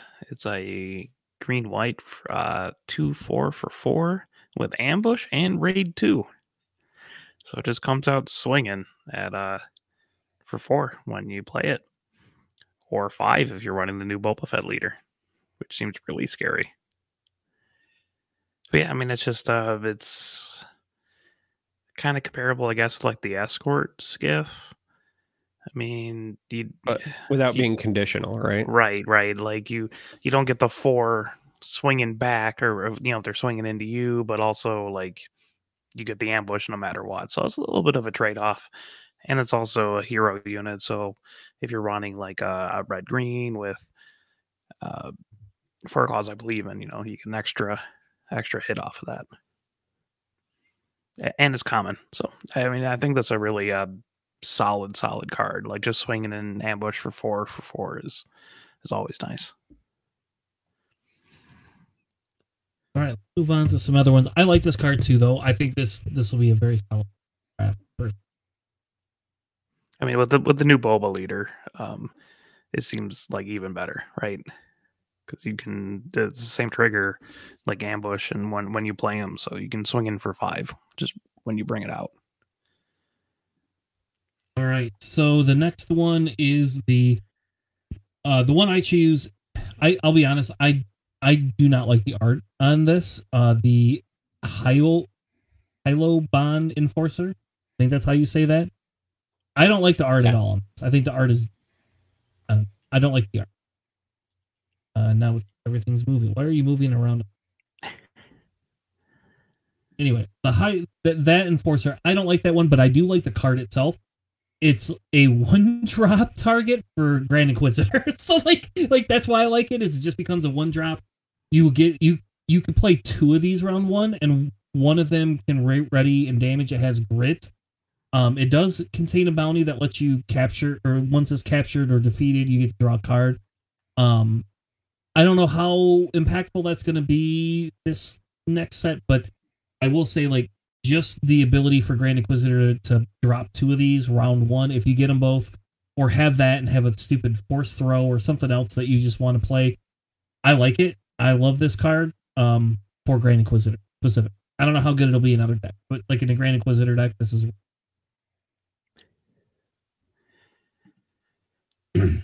Yeah, I mean, it's just, you know, it's a 1/4 for 1 with grit is already pretty good. Like it's, you know, like the speeder bike, but with a bounty, but it costs 1 less. So I mean, even if you have like Krennic, that can start getting a little out of control pretty fast for a turn 1 drop. I mean, you could defeat a stormtrooper and get full grit. or Greedo or something, and like Oh, it seems like it trades pretty well.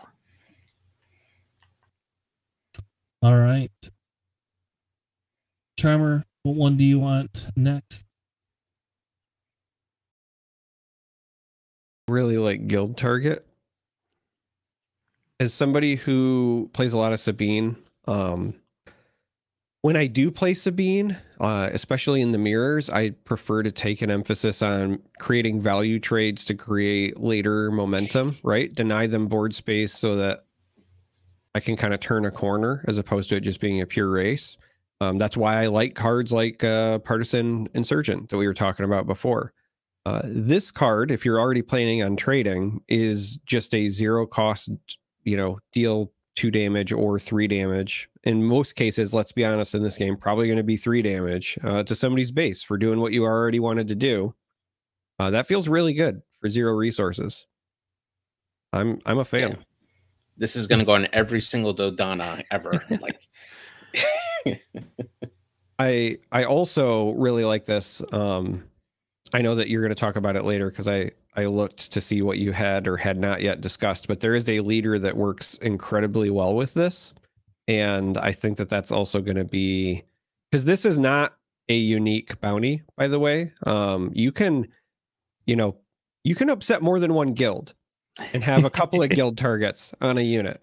There's nothing, in my opinion, there's not going to be nothing scarier than that other leader that we'll talk about later.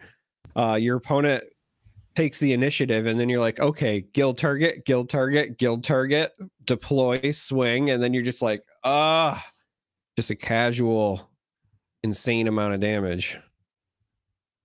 Yeah, this is spooky. I think this for 0 cost, this card is off the chart. It is an uncommon though, so at least we won't see a million of them in draft, but I don't know. This was another card I like the artwork on it because there's a specific person sitting in there that we haven't had the leader reveal yet for, which I'm assuming we're getting a leader reveal. Let's see. You're talking about the Russian ambassador there, right? With the yes. hat? Yeah, 100%. I hope we get like 3 of those leaders. Like that guy comes in as 3 leaders. I like the guy with the bucket for a head. Are they building a bomb too? Is that what they're doing? Are they actually building a bomb? It looks like it. I thought this was just 3 dudes hanging out in a hookah tent, but what do I know? It would be very in line for, the movies. All right, JJ, tell us about Freetown Backup. All right, so for that one here, give me a second. I'm just going back down to it. So it's a 2 cost, it's a 2 cost green and heroic aspect with 1 attack and 4 health, and it reads on attack, give another friendly unit +2/+2 for this attack. Comes in with Smuggle. And I think actually this is a pretty decent card for 2 costs, being able to buff another friendly unit for 2/2. And I mean, you can go in, probably ping another the base if there's no sensible units out on the board, but being able to really buff up another unit that can hit hard, especially something with like Overwhelm, can be really, really great. Makes this unit a really solid cheap support unit to get into the fight. Yeah, JJ's +2/+2 for the phase, so like it lasts the whole turn basically, which is the whole turn. It's fantastic, and it could be every turn as long as he's there too. Yeah. Do you think we'll start seeing like a Churret green deck? Like, is this enough to actually look at Churret green? I don't think so. No? Yeah, there's not enough cards yet. I mean, unless there's more cards that are going to be spoiled that could possibly enable it. Right now, I don't think there's enough to really go that route. I'm actually waiting to see what this is supposed to be played with, because this card feels very awkward to me.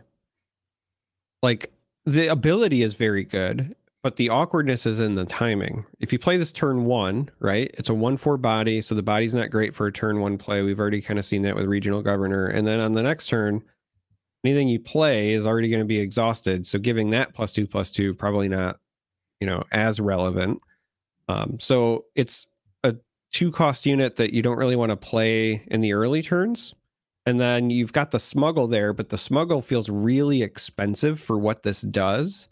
I could see this maybe being like a limited use case card. And what I mean by that is like literally like in limited, like sealed or draft, but it's an uncommon, right? So like that tells me they don't want it to be super common there either. So I feel like this card is meant for something that we just haven't seen yet. Because it also, the other thing that jumped out at me, there's not really relevant keywords here. It's just fringe. There's no rebel, no trooper, no clone, you know, it's just fringe. So I just really feel like this is meant for something else that we haven't seen. That's what my gut tells me. Yeah, like it's got a little bit of an edge case with like sneak attack, and that's about it.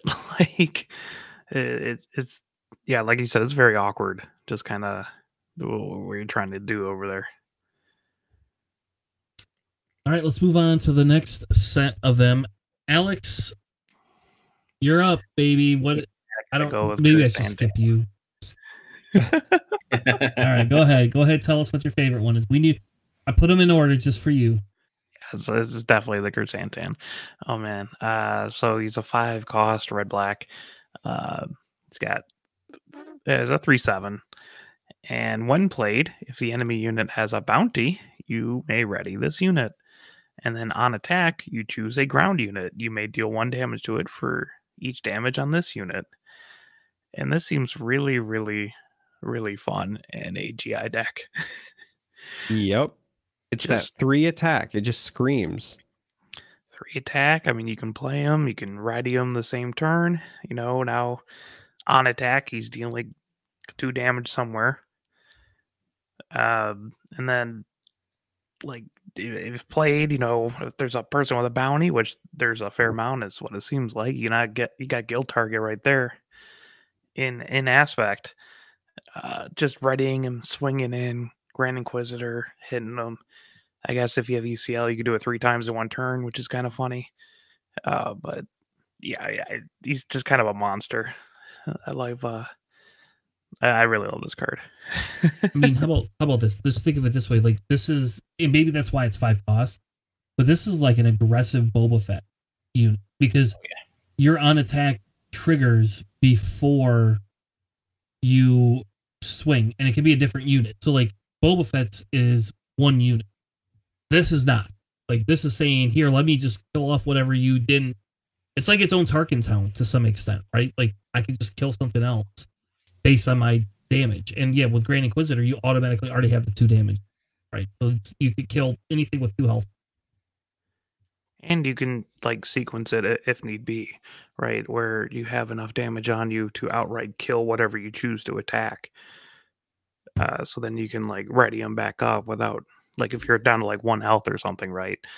Or well, no, that wouldn't work. But like 3 health, if you're down to 3 health, you can swing into something, deal 4 damage to it, and then like ready them up again with Grand Inquisitor. I mean, I guess you just attack the base if you're doing that, but you know, honestly, you like, maximize it if you don't. I think this is a really great like end of turn play if you have the resources, right? Because if your opponent passes, especially if you have guild target on there, you're placing a bounty on somebody, and then you're playing Chrysanthemum, and then you immediately ready that unit, and you can immediately start playing it away right off the bat there, right? Or if you have other abilities that allow you to take self-damage there after you play Chrysanthemum, then you can even buff that attack even further.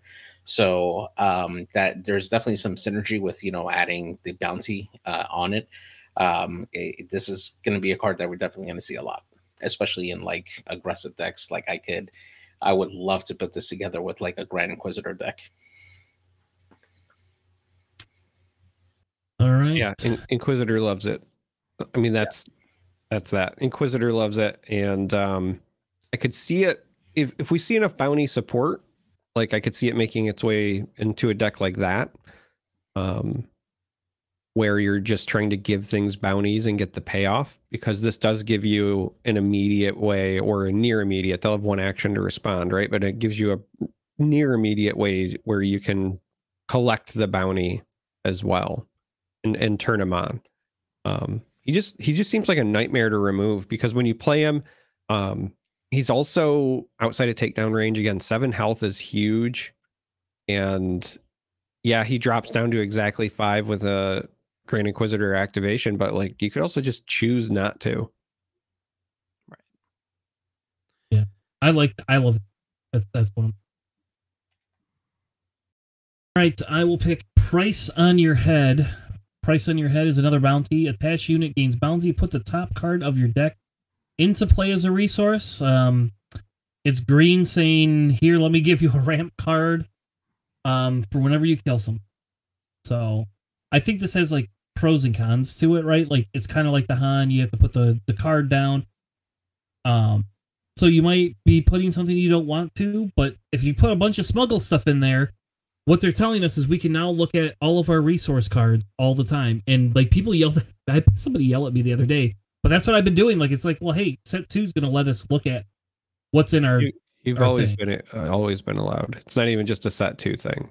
Oh, see, we've always played where you just never did. I guess I didn't know it was even like a rule that you could look at.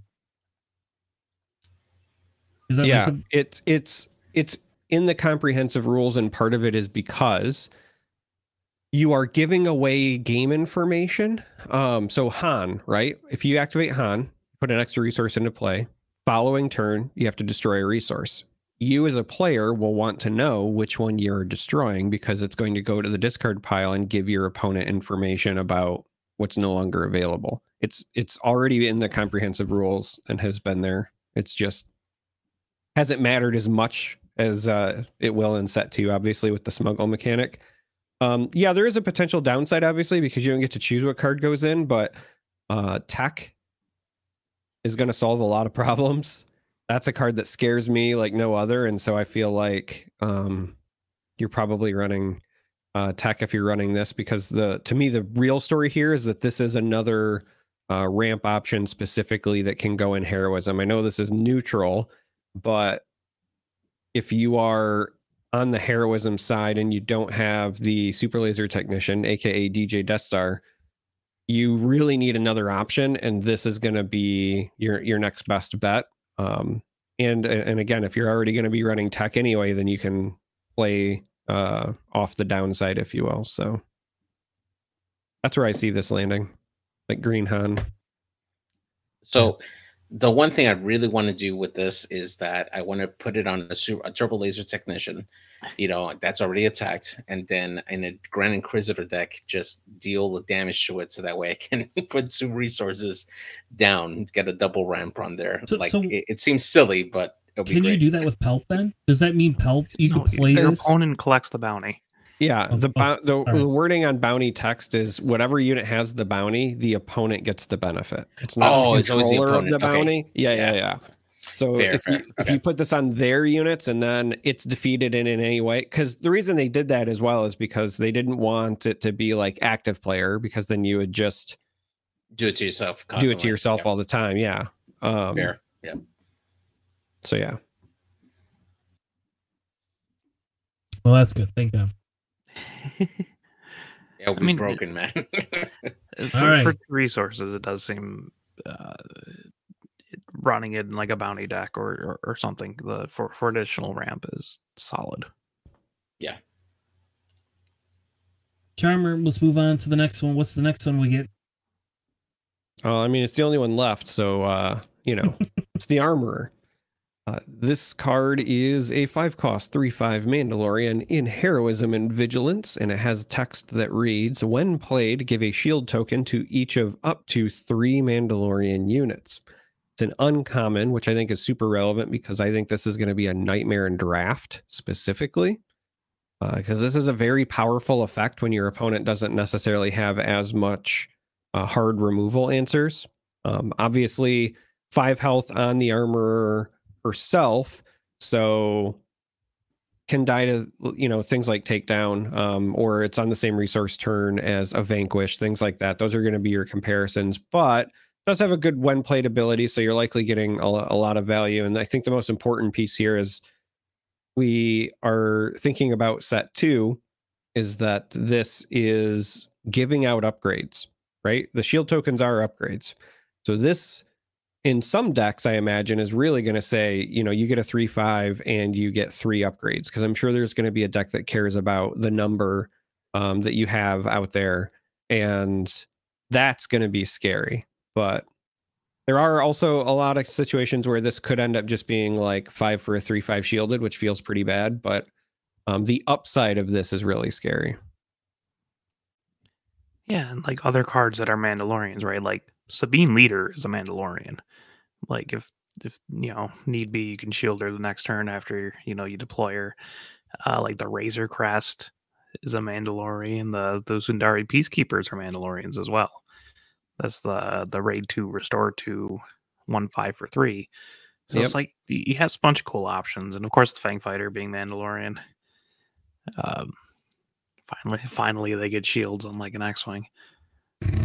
Yeah, I've been looking at the there's a fair number of Mandalorians in Heroism and Aggression that have already been revealed, and it makes sense. That's where Sabine is. But with that being where Bo-Katan is, and I really want to kind of toy around with her, because we really haven't had a good control deck on the heroism side, especially with aggression, right? Like your choices are Cassian or Sabine. They both feel pretty aggro-centric, if you will. I don't know whether I want to pair it. So this is the problem. I don't know whether or not I want to pair it with blue, because you get all those traditional control elements, or as you were just pointing out, there is that nasty command Mandalorian now with the keywords and the restore, and that's what I keep coming back to. Like I'm having a hard time deciding which I'm gonna go with. Yeah, it's interesting to see how much Mandalorian support we get as well, right? Because I mean, the Bo-Katan's pretty Mandalorian focused, and the armor just seems like a natural fit. I wonder if like a blue-red Mandalorian deck would be like really good or something. We'll see. At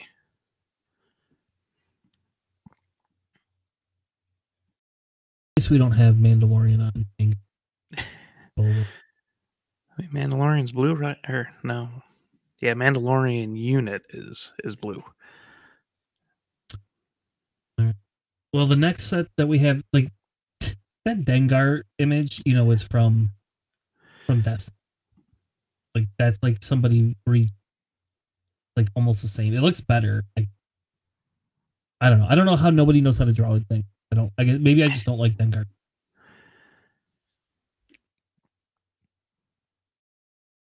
Which one do you want? Let's see. Let's go with top target. So it's a 1-cost condition. Attach unit gains bounty, heal 4 damage from a unit or base. If this unit is unique, heal 6 damage instead. Definitely really good for blue decks, especially ones that like to heal a lot. I actually probably would use this more on probably like a space unit, especially if I'm like bringing in like Arc 170s backed up with like wing leaders that helps them like increase their damage and stuff. I can see myself doing that more. Just get that combo of like doing the restore 2 and then getting the bounty, especially if you kill like a cheap TIE fighter or something.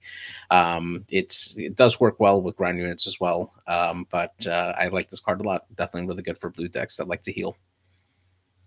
So who is this guy on this image? Not sure. I mean, that's Fennec definitely in the hollow. I'm just not sure who the heck that guy is. He was in the show. Yeah, I don't remember his name. And maybe it's just because they went by so fast for the period. But I don't remember that guy's name. But he looks very. It's weird, and now I wonder if we're gonna get a unit card with him. Yeah. I think it's Toro Calican. Let me. Yeah, like 90% certain that's who it is. Toro Calican. This feels really good to play in like an extreme control deck. Question is, do you play this just in regular blue so that you get to heal? Like, is this just something that becomes like somewhat of an auto include? Like, this is almost better than like a repair. Yeah, I mean, if you kill the unit, it is like strictly better than a repair, like a double repair if it's unique, right? Um, So it is worth pointing out that you have to defeat or capture the unit. If the unit, for example, is returned to hand, the bounty doesn't trigger. So we could see changes in the meta where if there's decks playing top target, you start playing stuff that gets rid of upgrades just to destroy the upgrade. Like they play top target, you play aggression, for example. Or we could start seeing some cheeky stuff with, what is it, the Pirated Starfighter, where you just bounce something back to your hand so that they lose the upgrade, but then you also get a nicely statted starship out of it. Or stuff with like Bright Hope, for example. That is something else to kind of keep an eye out for or consider, I think. Because in in yellow, there's in double yellow, there's those Katina bouncers. And I have used that before to bounce like a Boba Fett or a Bodhi Hook against a control deck back to mine. Because it doesn't specify who gets rid of it. Right. So if I need my Bodhi because it's a control deck, I just bounce them back to my hand and force them to try to get rid of it. All right, Alex, you want one of the one of the scum and villainy characters that we have? Yeah, you know what? Out of tradition of X-Wing, I might as well take the punishing one, right? So it's a 3/4 for 3, red-black. When an upgraded enemy unit is defeated, you can ready this unit. Use this ability only once each round, though. So again, if you... I mean, there's going to be a lot of upgrades floating around, right? Presumably, with the set, experience tokens or upgrades and all that kind of stuff, shields. And like the punishing one doesn't even have to be the one to kill it, right? It's just when someone dies and they have an upgrade, you get to ready it. And 3/4 for 3 is good. That's the Falcon stats, right? You don't have to dump a resource out though, but it seems pretty good. I guess we'd have to see how many upgrades are getting played every game, but it seems like it'll be quite a few. So it seems like this is just a solid card for 3. And the last one is Dengar. He's a 2/2 1 cost. When you play an upgrade on a unit, you may deal 1 damage to that unit. So I'm assuming that I don't know. I don't what upgrades do you play on opponent's unit other than in Trent? Is it just for the bounties? Okay. Like he's a bounty hunter, so you play the bounty on the opposing unit and then he shoots them. Okay, so bounties are considered upgrades. Okay, so I see. So you play top target on a unit and Dengar automatically shoots it. And then the interaction is like if it has 1 health, let's say, right? You play top target on a 1 health unit. Dengar automatically shoots it, and then you ready your punishing 1 and can swing with it again, all in one go. Fitting, because that's his ship, Yeah. That's so good. When you're talking about like the aggression side of things instead of top target, right? If it's instead the one where it's like, oh, by the way, your base is taking damage and I got to ready a ship to swing for 3 more, that's going to start adding up pretty quickly. Yeah, it seems definitely very good with like guild target, right? So you attach it, it dies, they take base damage, punishing 1 readies. He just kind of seems like a... Man, you can't like just play him at the start of your turn, right? Because he's a 2/2. So if your opponent thinks you got a lot of bounties or whatever upgrades, I'm not even sure if Dengar makes the list or makes the cut. I think punishing 1 is the better card of the 2 by a long shot, and I think that even if you're not running the bounties or you're not the one actively playing them on your opponent's units, again, there's enough upgrades floating around where like the text on punishing 1 matters. I could see punishing 1 just making the cut. I hate to beat this to death, but like in a Grand Inquisitor deck, because it has 3 attack and it has a substantial amount of health. So, if you play it in space and then you swing with it, after you've pinged it or whatever, and then your opponent trades with your ground unit, but it had an upgrade on it. Well, now it's readied in space again, right? Like you can kind of make them pick their own poison a bit. It's just a really impactful card. I mean, it's not as good as Falcon. It doesn't enter ready, but it's the closest thing that the villainy side has had to a Falcon-esque card so far. Yeah. Well, if you think about sequencing for it, it allows you to not have to, like, you don't have to specifically trade with your unit to begin with. You could play that card and feel okay about it, because if they kill something, you just get ready. So fine, you killed my one unit, but I'm not going to do 3 damage with it. Very.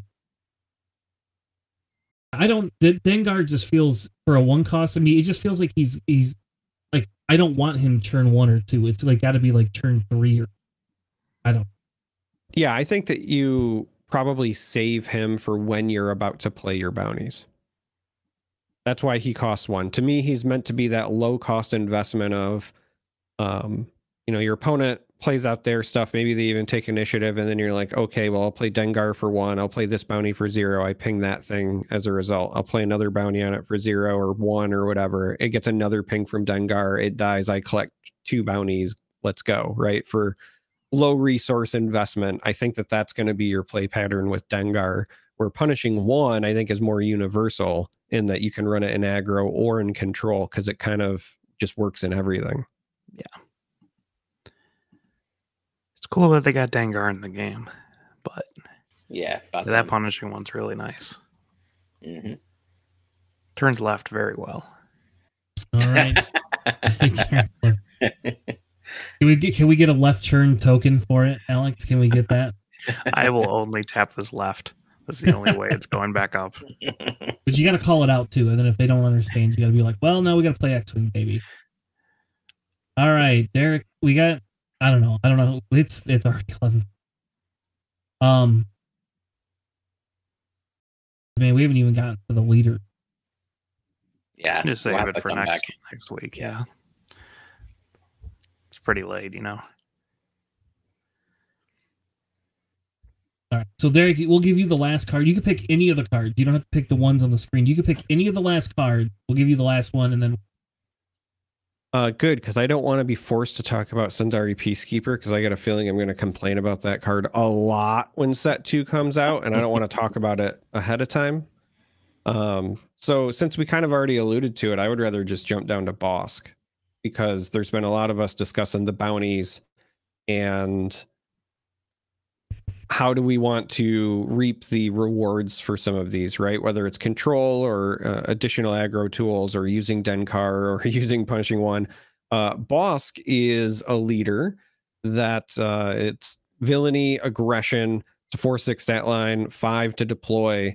On the leader side, as an action, you can deal 1 damage to a unit with bounty. You may give it +1/+0 for this phase. Now, I love the versatility here, because it means if you're playing one of these overstatted 1-drops, like the Grit one, for example, you could activate Bosk to ping it, and now it's a 3/3 when it's swinging on turn 2, right?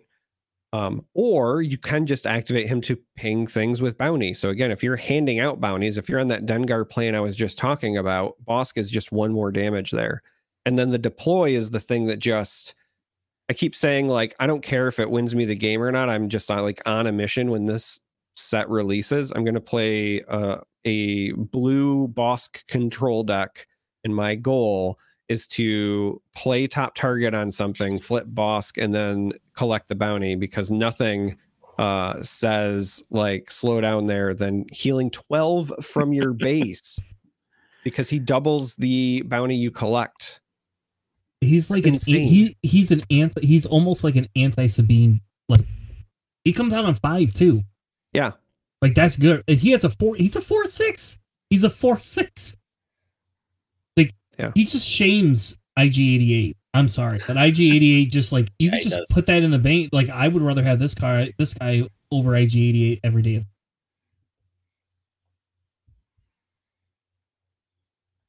He is he's a common. That's the other thing that kind of blows my mind, right? Because this is going to be such a potentially like bounty centric set. He looks fun.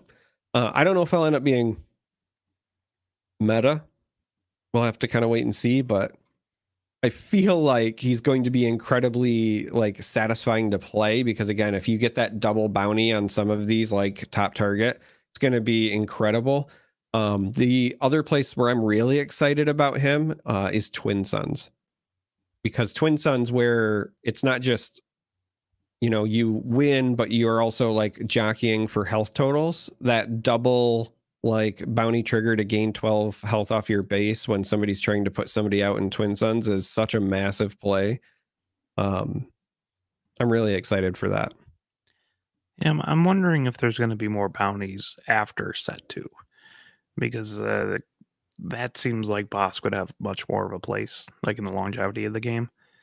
Just kind of curious, or also just be like mostly stuck in. Well, the bounties will be stuck in set 2, but like the pieces around them will change. I think we'll get a couple more bounties sprinkled I hope here so. and there. I think it depends on if they follow Destiny standard. So we're getting bounties because they introduced bounty stuff at the end of the life of Destiny, and we never got to see its full potential. Like, no good to me dead with a bounty. Like, you used to be able to play that in Destiny. Now it's just a stupid card that people hate. Nobody. I don't know. I think we're going to get quite a few more bounties. I think it'll be more targeted, though. And it'll be nice to see keyword bounties that kind of come out that deal specifically with keywords that have not, either they're not continually doing it. Because the other thing, Bosk is a bounty hunter and an under on top. They said those are the keys. Are those two specific words, right? So I think we have more of this, more stuff coming. We've only seen, what, 48 cards? Is this 48 or 50? Something like that now? Or are we closer to 60? I don't remember the exact total. That's a good question. Let's see. Doesn't want to give me a count here. Let's do quick math. There's 4 per row. So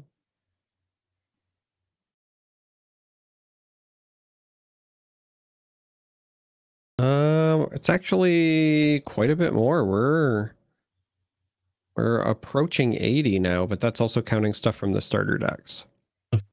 Yeah, so we got to be around 60-ish then that we've seen from. So I don't know. I think we'll get more bounties. I think that's going to be a thing. I mean, this whole set is specifically driven around that, and I think we will see stuff like that sprinkled in over the course of the next, you know, at least the next couple of sets. Maybe not further into 5 sets. We'll see. Well, anyway, thank you all so much for joining us tonight.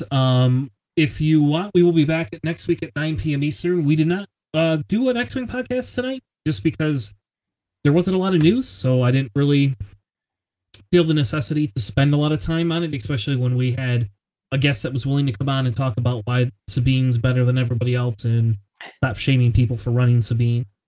Anyway, so thank you so much, Charm3r, for coming on and having a conversation with us and being a part of the show. And again, you're welcome on anytime. Anytime you want to come on, you're welcome on. Come back, plug whatever you want. Tell everybody again real quickly where they can find you and who the hell you are. I mean, we don't have nearly enough time to cover who I am. That is like a very existential question, but the best place to find me, especially if it's Star Wars related stuff, is Ice Cave Radio. You can follow us on Twitter, and then we also have a open to the public Discord. You don't have to like join our Patreon or anything. And then we're on YouTube and audio on all of the podcast platforms. And it's myself, my good friend Matt, aka Flake, who I've known for many years, and we've covered a lot of card games together. And then Eric, aka Doa, who most people know from esports broadcasting, but also loves card games as well. So it's the three of us, and we like to talk about Star Wars. And I'm very happy that you let me come here and talk about it some more, because the game makes me really excited, and I can't shut up about it. So thank you. Fair enough. Thank you all for joining us. We will be back next week with more Star Wars Unlimited discussion. And if we get an update, we'll do that too. If not, I'm sure there'll be enough coverage that we can cover some of this. We'll talk. We'll start the episode out by talking about the Boba Fett Hunter leader. Don't worry. We will get to that. We've seen enough Boba Fett for a lifetime, so we'll get more of it, it seems, next time. Thank you all. Have a good night, and we'll see you on the Flippity Flop. Have a good night, everybody. Thanks. Thanks for listening. Thanks for coming on.